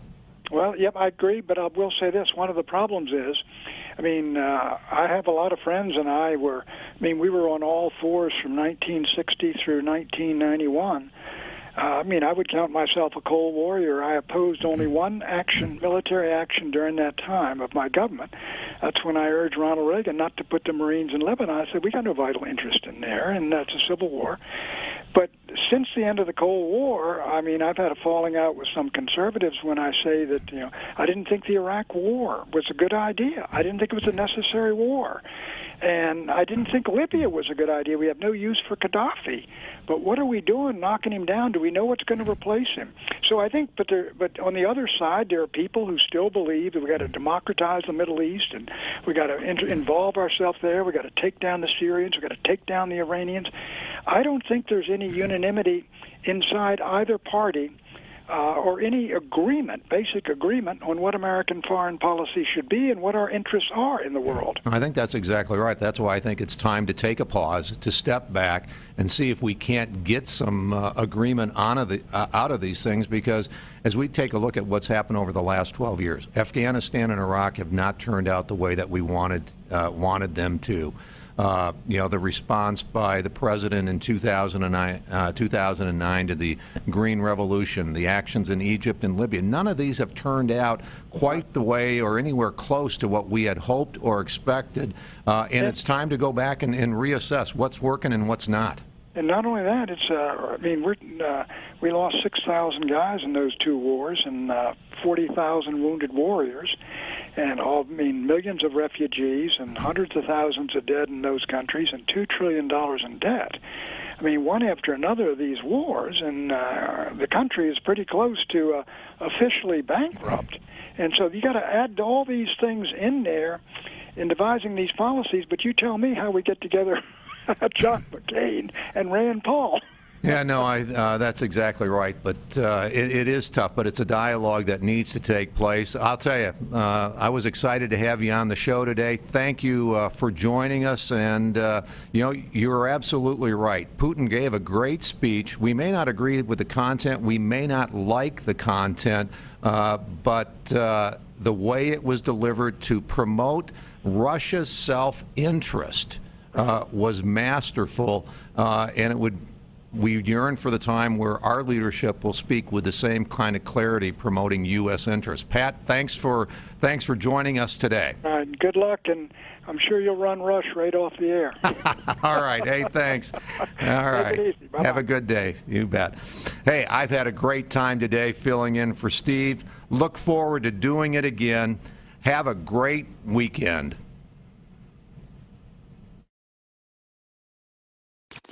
The Steve